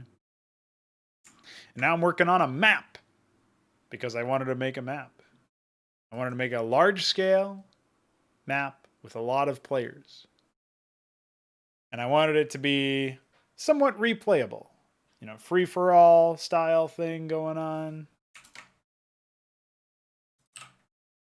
I guess up to 2-player co-op in this scenario, although that's not really intentional or not really it's not a main feature. I'm not trying to support that for like, you know, any particular reason. I'm not even sure if I'll have the I probably won't actually have the triggers support 2-player co-op because of how annoying it is to set up dialogue for that, but I've got the starting area somewhat taken care of over here.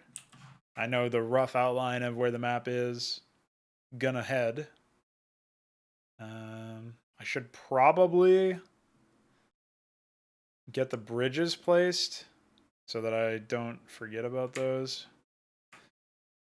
But it's pretty annoying to do that.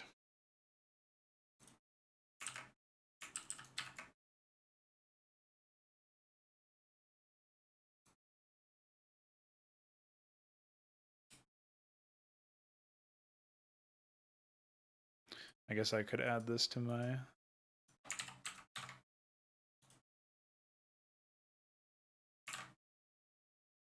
water, snow, cliff, bridge, W.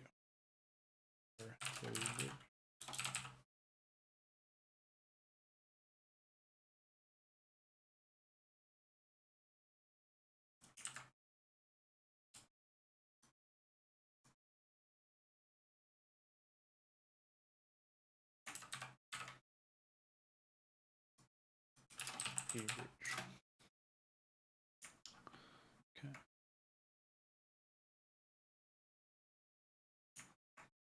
These are not extendable as far as I know, not width-wise or length-wise or whatever you would call that.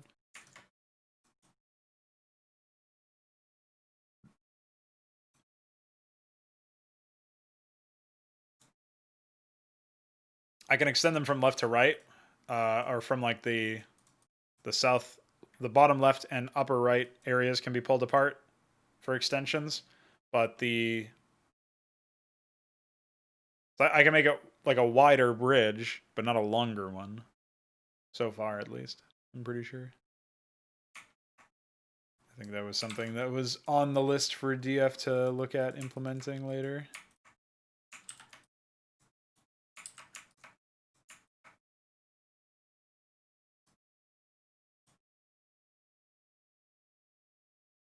Wider bridges will still be pretty useful. Like, probably do that right here, actually.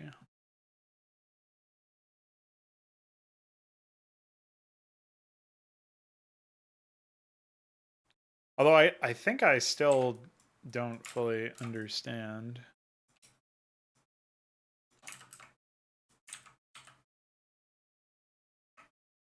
how this is done.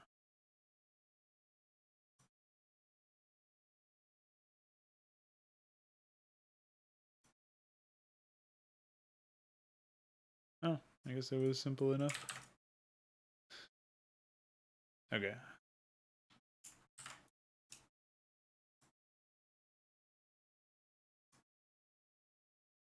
So copy that over, do the same deal.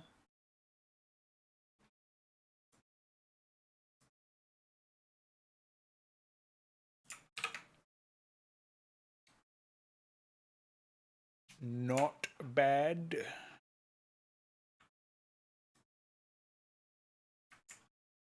I want a thin one on this right side and a wider one on this left side because this actually is going to be like a wider overall path, and I'm going to add a bit more cover in the thin one. But the wider path that allows more units at once to go through is actually going to be a longer overall pathway. So the shorter path for smaller squads will essentially mean that like smaller groups of ground units can make it through there to wherever that ends up going. I used that in Stormborn's layout as well a few times, and I feel like it added a decent amount of stuff. So decent amount of decision making and all that.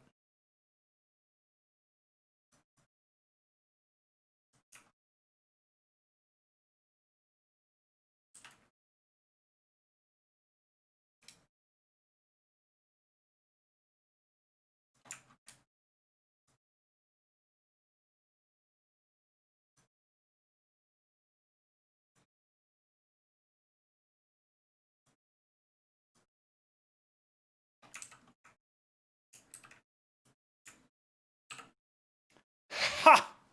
Exactly, hope there are. Good to have you here, man. Hope you're doing well.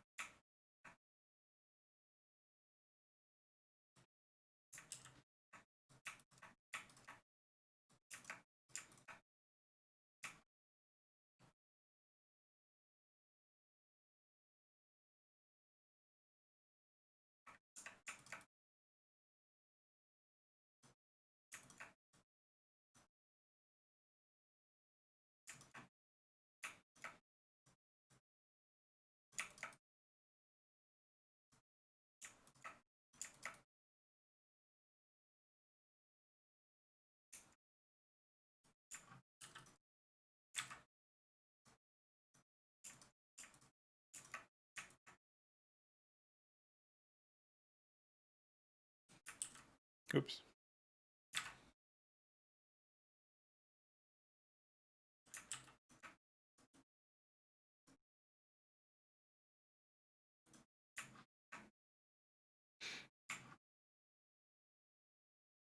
I was thinking maybe adding a right-facing one would be worthwhile to at least attempt over here.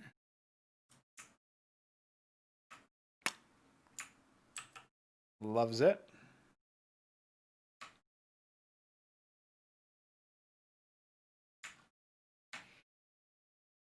It's a pretty small base area, though.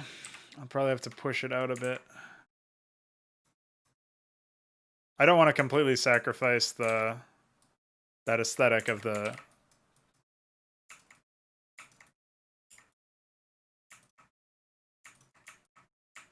water that I'm envisioning in terms of the spacing, but obviously you want to make sure that the base itself is somewhat functional.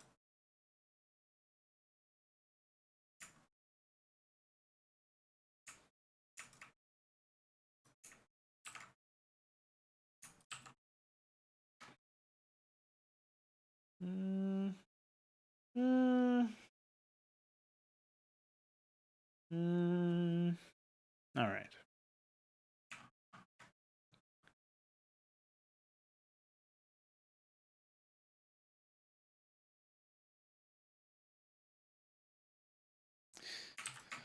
One thing that I am going to start doing, and something that I've kept telling myself I'm going to start doing this, but I only actually started doing this during Mapcraft development, was saving map images after each session or whatever.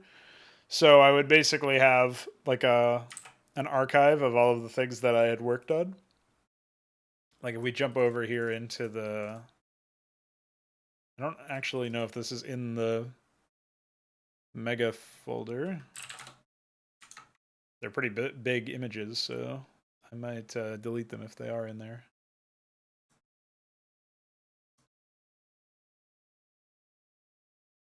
Yeah, it looks like they are in there. Oh, whatever. People can look at them, I guess, if they want to. It's not that epic. But basically, it's like you can actually go through and see all of the different iterations. So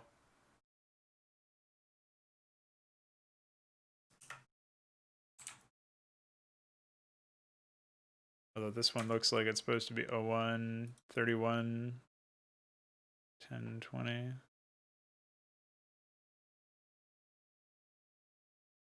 Wait, hold on.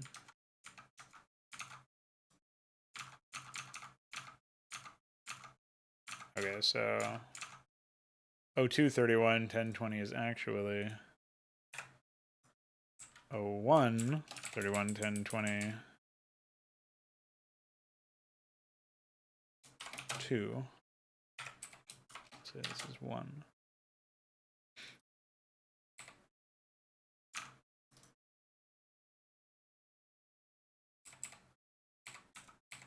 What the fuck? So this isn't even dated correctly? What is this exactly? Oh, so this is 01, 2, 11, 20. I don't know what the fuck. Why did I name it that? That's really weird. So this is like the first version, and then we see second draft from that, I guess. So this is draft number 1, draft number 2, draft number 3, draft number 4. This is like the final one that shipped.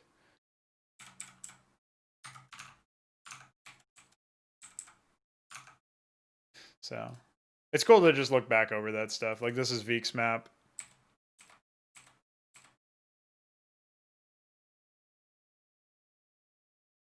Oh wait, hold on. And then this is my map, my third map.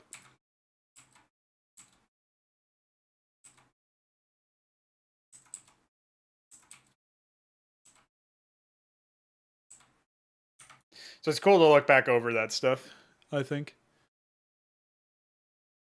And so I'll be doing that for this one as well.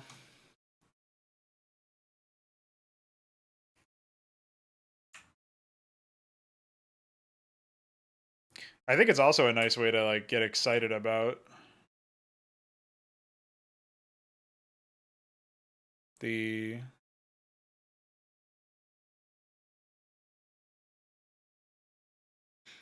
progress that you've made with a map. And if there's ever something that you feel like doesn't work out as far as an experiment goes or something, you can like look back to the version that was there before that somehow worked better or whatever, which I think is cool. So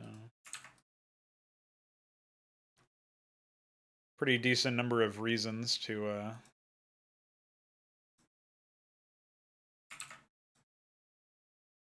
do it, in my opinion.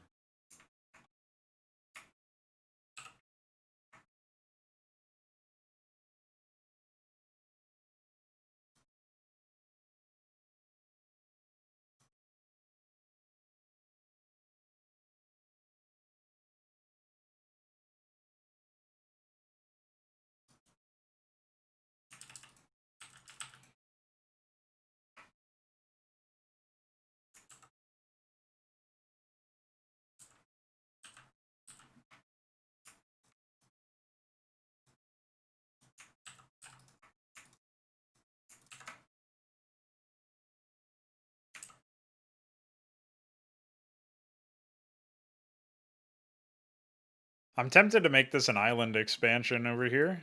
Oops. I feel like that could be kind of neat. But I also see value in it as a pathway between the yellow player over here and the blue player over here for them to fight over the double gas. And since this will be an isolated expansion as well, there's going to be one over here. I wonder if maybe it's ill-advised to do that. I'm not sure.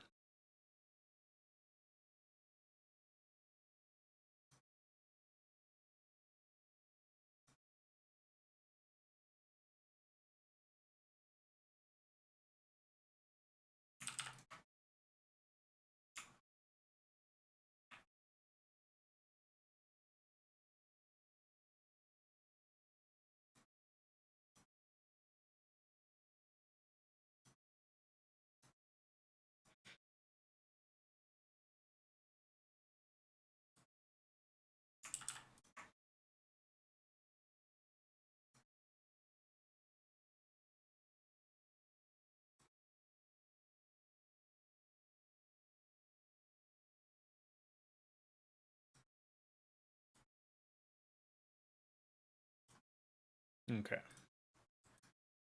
Just trying my best here to keep everything intact. I'm not actually sure what the... always have had this, I don't know if it's like a fascination or whatnot, but I really like the idea of more long distance mining bases in some cases. Like if we jump over to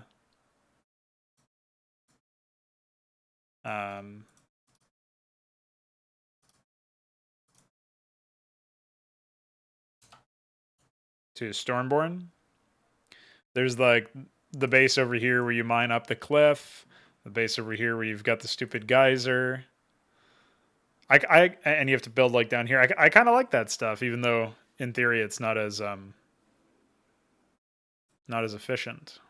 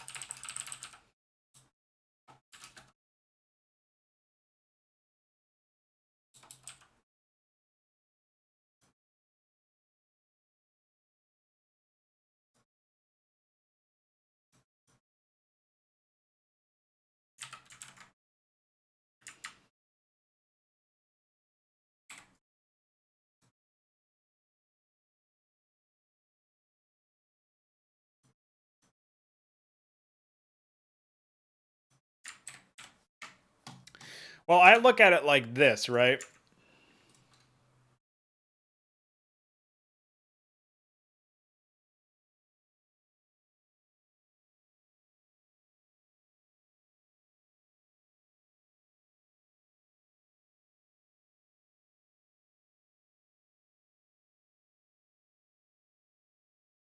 No, yeah, I don't think you need a foundational system change to make it work. You just have to recognize it as either an investment into the late game or that you need to overinvest, or relative to other bases, you need to provide more workers to make up the difference. It's the same thing with gases that are not optimal. You know what I mean? I don't think there's any functional difference in that sense. You just throw an extra worker onto the gas.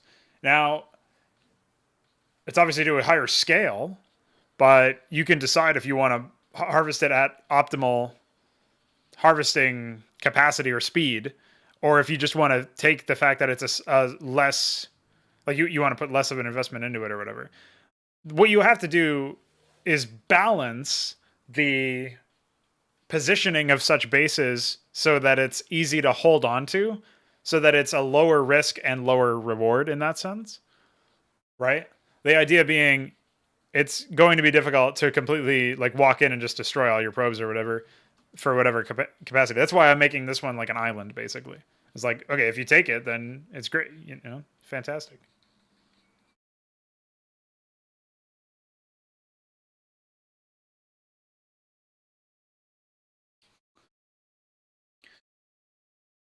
Yeah, I think you're being too reductive, Veek. There's plenty of other reasons that you would want to take it. Like it's safer, it's closer. I mean, if you're imagining a world where there's two options and one of them is an equally distant, equally safe optimal base versus an equally distant, equally safe unoptimal base, then obviously you would pick the optimal base. But that's like a super reductive take on it, though.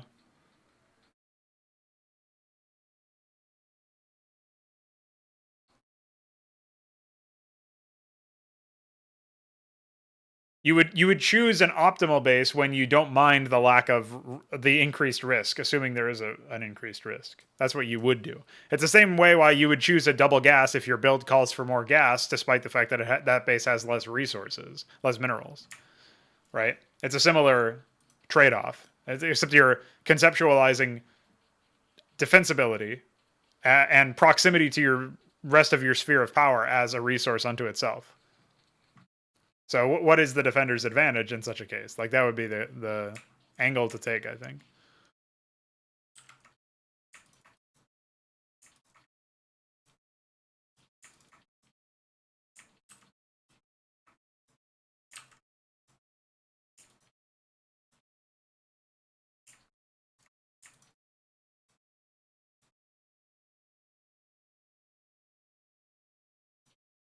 Also, Veek, I tagged you in something on Twitter. I don't know if you'll be able to help the guy.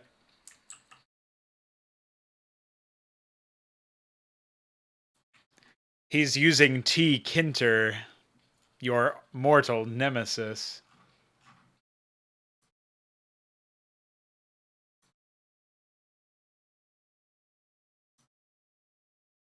Yeah, dude. Exactly. What is the difference?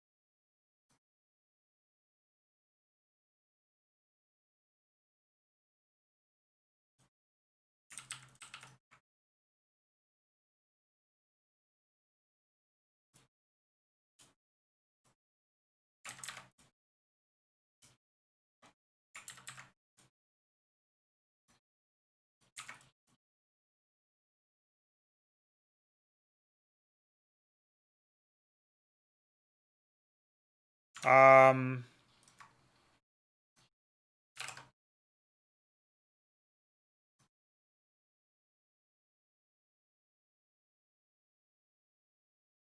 I think that if you can't click on the guy and see this icon, then maybe you have to follow him, or you both have to follow each other or something. You might just have to reply.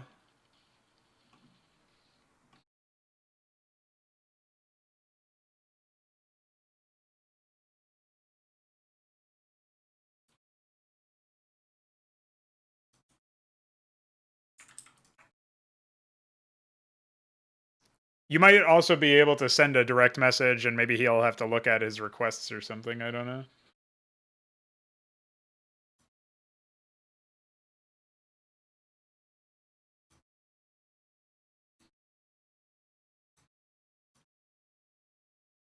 Your guess is as good as mine.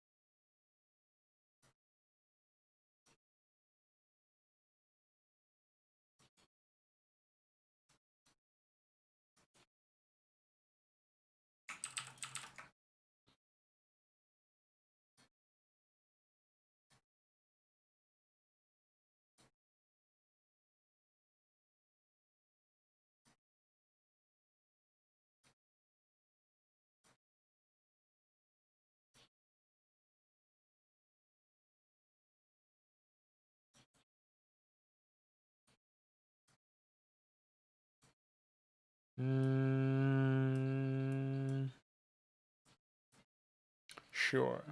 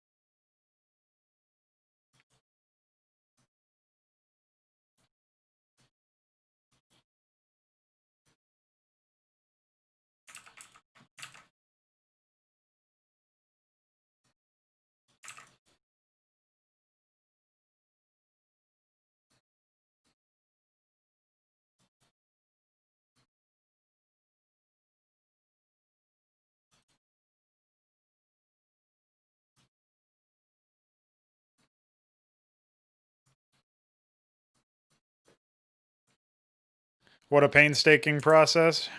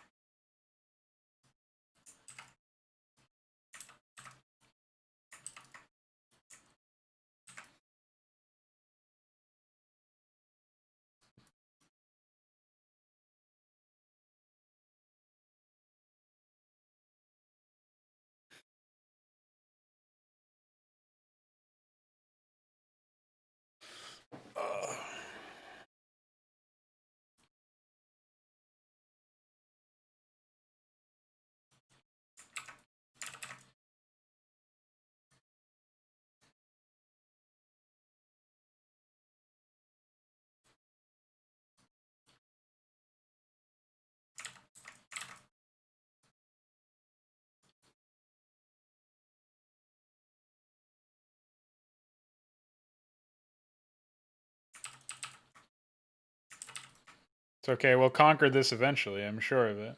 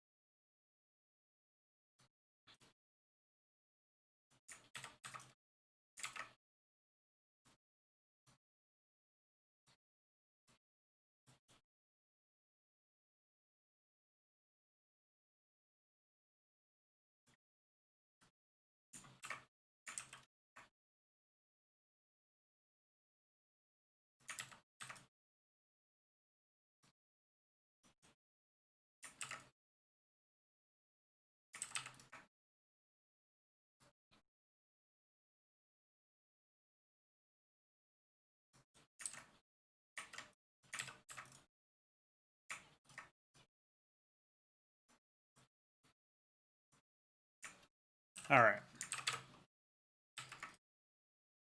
Figure that out then.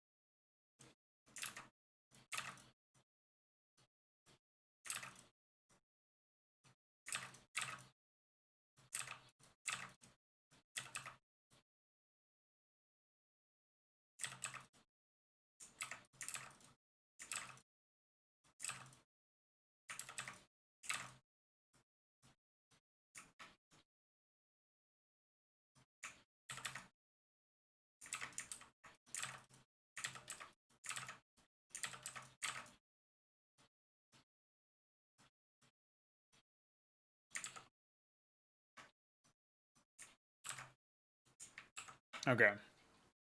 I feel like that's pretty good. I mean, 11 mineral fields. It's not the worst pathing in the world either. And there's plenty of space to build some defenses down there, which will mitigate the threats posed by anti-air, I think. Just a bit. So, yeah. Feeling pretty good about that.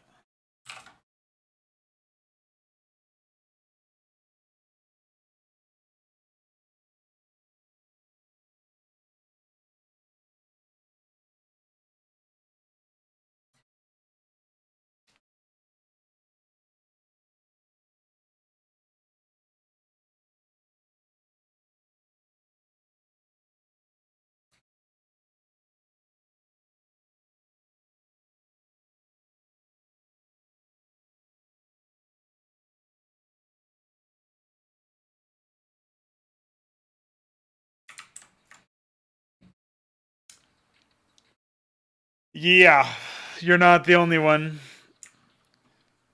If I really need to use Twitter for like a prolonged period of time, I'll use TweetDeck, but it's pretty infuriating website. It's actually boggling the mind that it's designed the way that it is, where it's just as bad as it is, you know what I mean?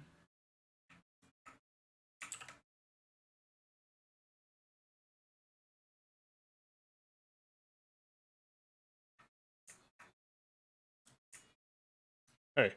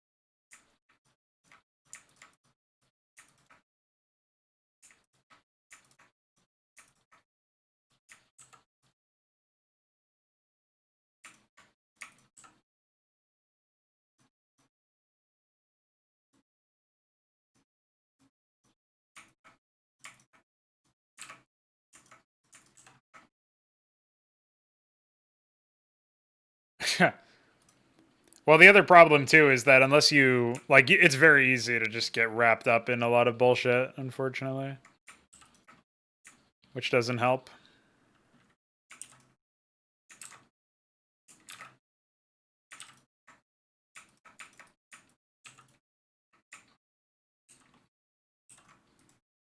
Right.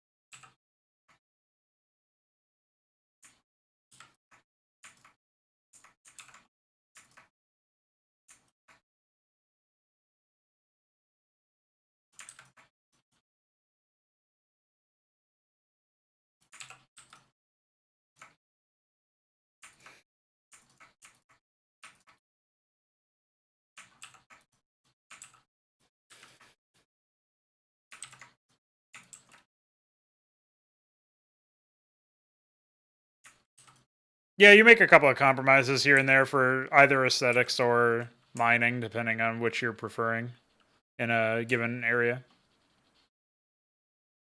The crevices will help them fit in a little bit better and break up the monotony of certain patterns, but that and other decorations in general.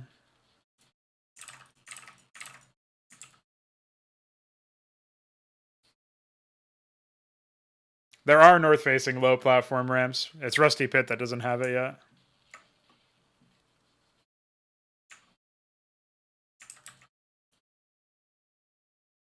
I don't think there are repetitive tiles for making them wider, but I know at least the default, like, 2 tile wide one exists.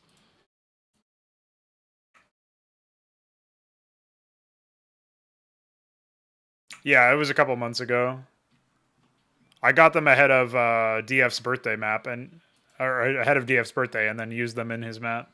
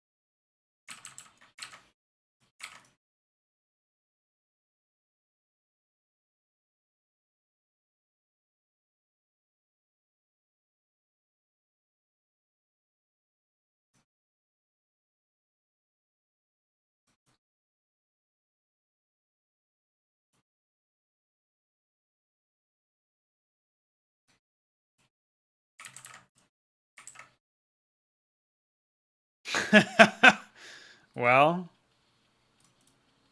at least you can say you know now.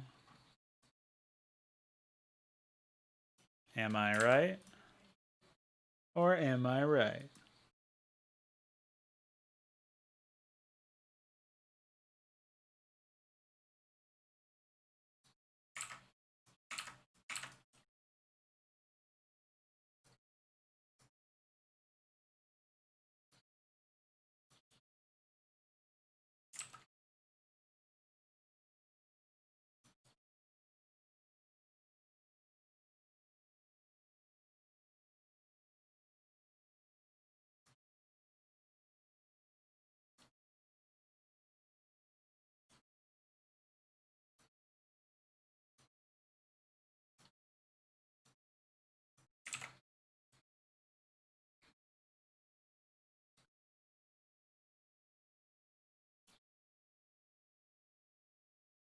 If you can't find them, check the brush palette. Assuming you've updated the brush palette.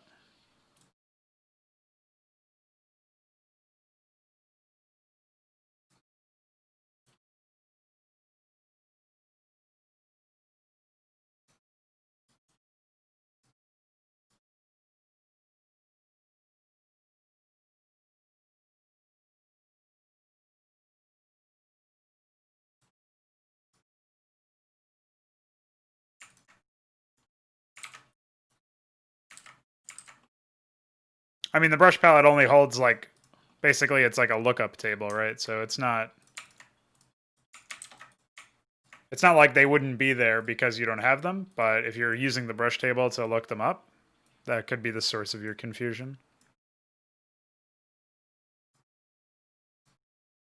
I would also make sure that you've updated the MPQ, but I assume that's the first thing that you did when you couldn't find them initially. You know, step 1 and all that.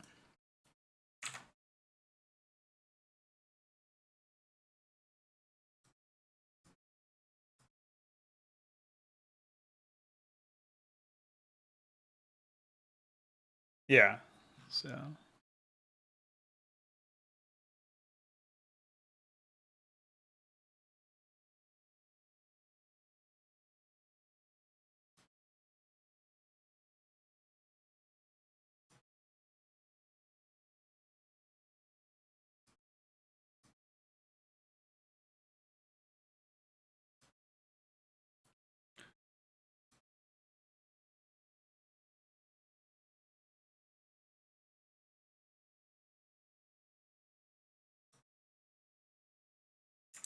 So how are your streams going anyway, Hoop? Are you still doing those commentaries or castovers or whatever you were doing before?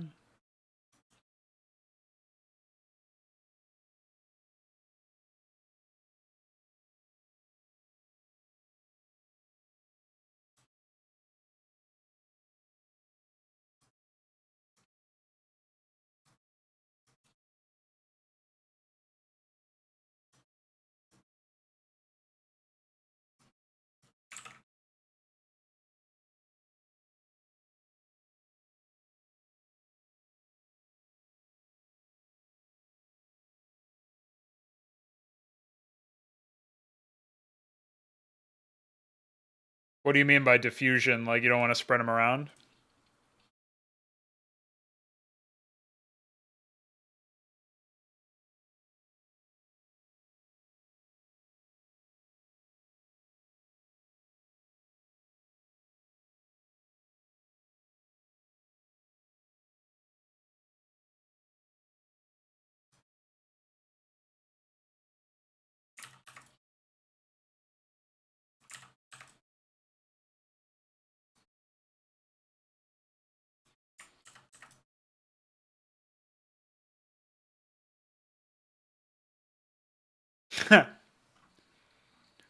Well, I'm not sure if there really are any like professional standards or whatever. I mean, I think even the webcam side of things is optional. And either way, I think it's better to do it than to not do it, if you know what I mean.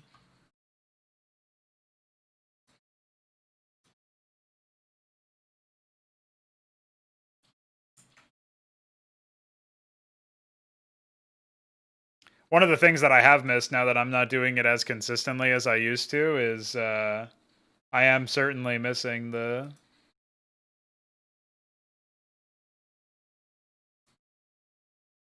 consistent productivity, I guess you could call it, where I feel like I'm always getting some work done. You don't have that otherwise, you know? So I view it as like a really nice excuse to get some work done.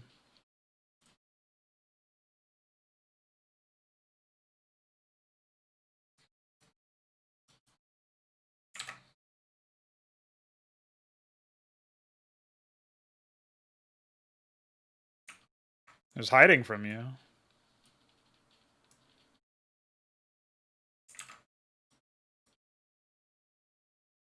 I mean, like, I've still been doing work on HYDRA when I'm not streaming, but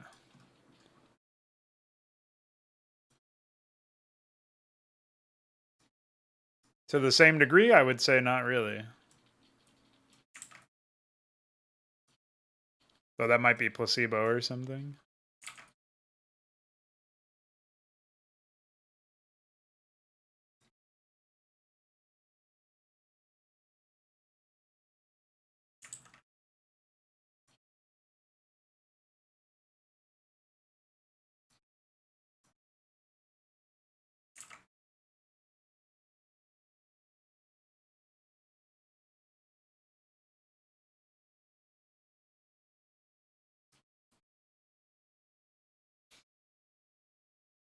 Oh, okay. Yeah, I guess so. Could definitely be the reason.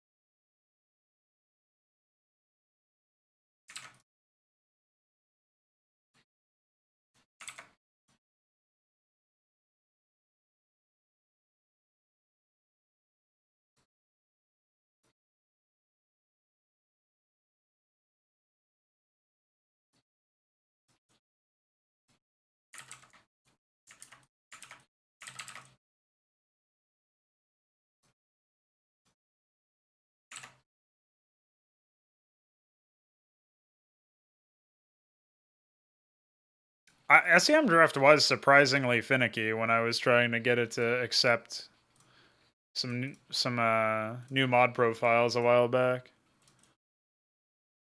I was trying to configure it from not having configured anything associated with it, so that I could walk people through the process of it in the mapping starter guide when I was setting that up a couple months ago. And much to my surprise, it was way more clicks, than I necessarily expected it to be, and some knowledge required, some advanced knowledge required.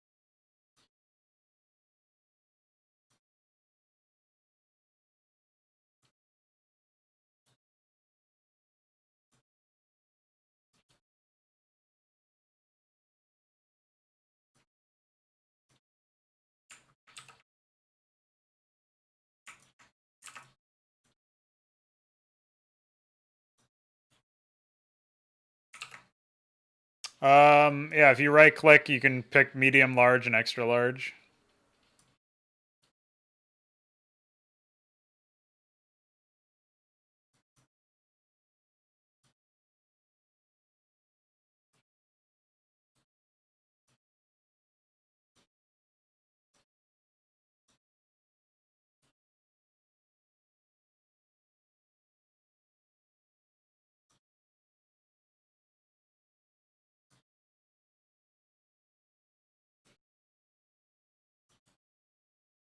No problem. I guess that's not really an intuitive or like an instinctual thing for some people to wonder how to do, like, see if right clicking will give them the info. There's no obvious like settings or anything, unfortunately.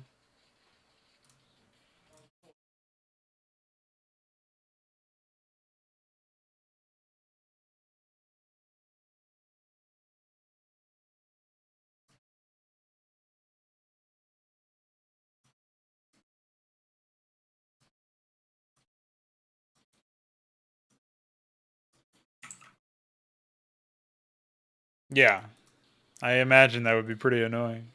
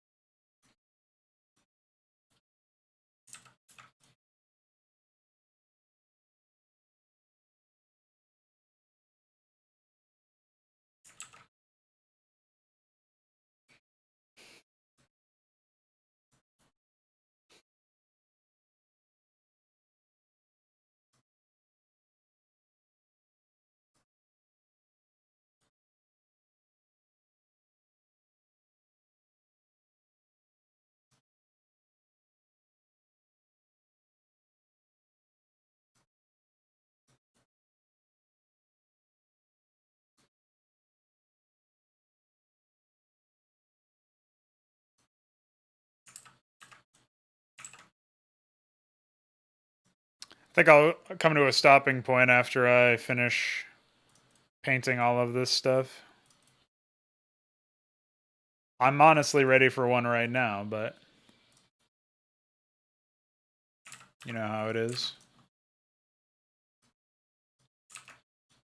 Gotta finish what we started, you know?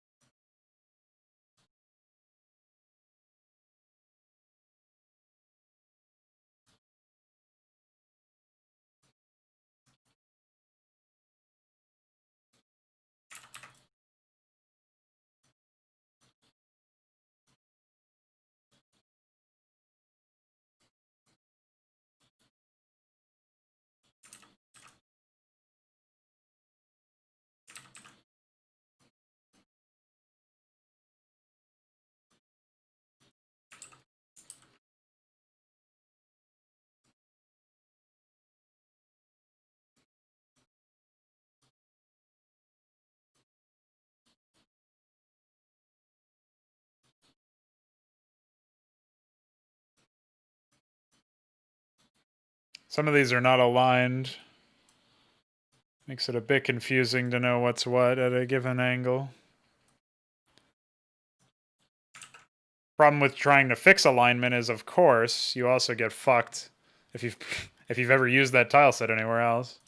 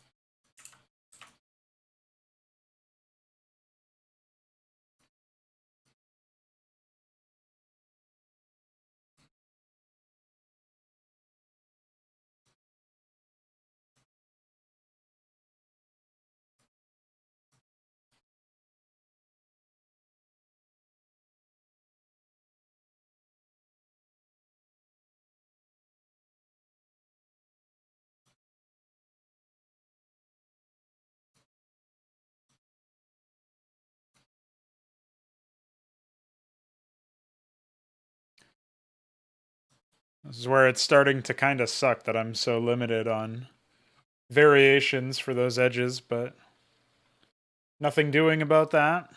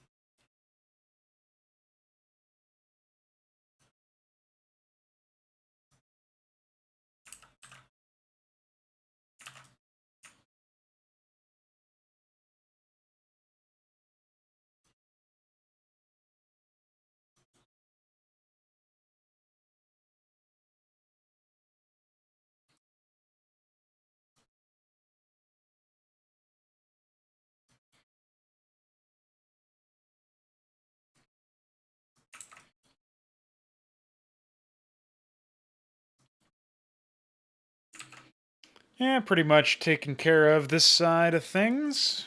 We got to jump ahead and do the north facings, or the north side of things, though, before we're done.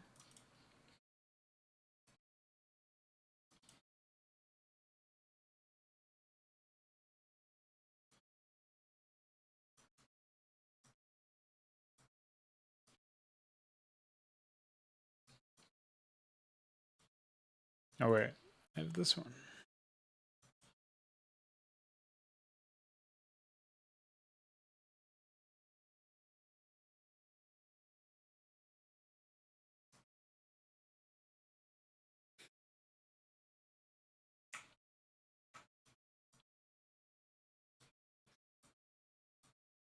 And obviously I can break up some of the hard left angles and right angles that we see over here in a couple of areas, given a bit of more time. But right now I'm just getting the basics taken care of. Oh, wait. Do I want to commit to doing all of that? I mean, it's been 3 hours. I'm pretty hungry. That's a lot of water to paint. It seems to be about the same as what we just did, and that took me like 15, 20, 30 minutes, something like that. So I think I'll call it for now. We'll save this image. Save this as...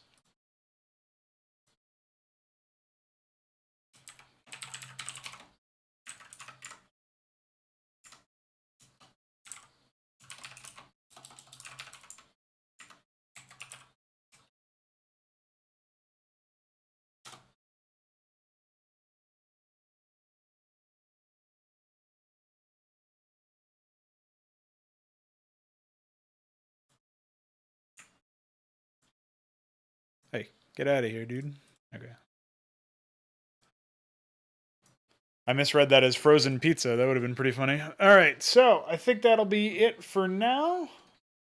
It's a pretty productive stream. Cracked 3 hours, which I wasn't necessarily expecting. I can't say I'm exactly surprised by it, but I feel like we can feel pretty good about that as well. That patch will probably be going live tomorrow with the Shaman, Hierophant, Carrier, Cyprian, and there was one other. Wyvern and Azazel changes. Those all will be coming out tomorrow, I think, so stay tuned. And yeah, see you later, Balethal. Good luck with your mod and all that shit. Good luck, Hoop Thrower, with whatever else you're doing. Good luck, everybody else. Veek, thanks for helping that guy out on Twitter. And all that shit. Fare thee well.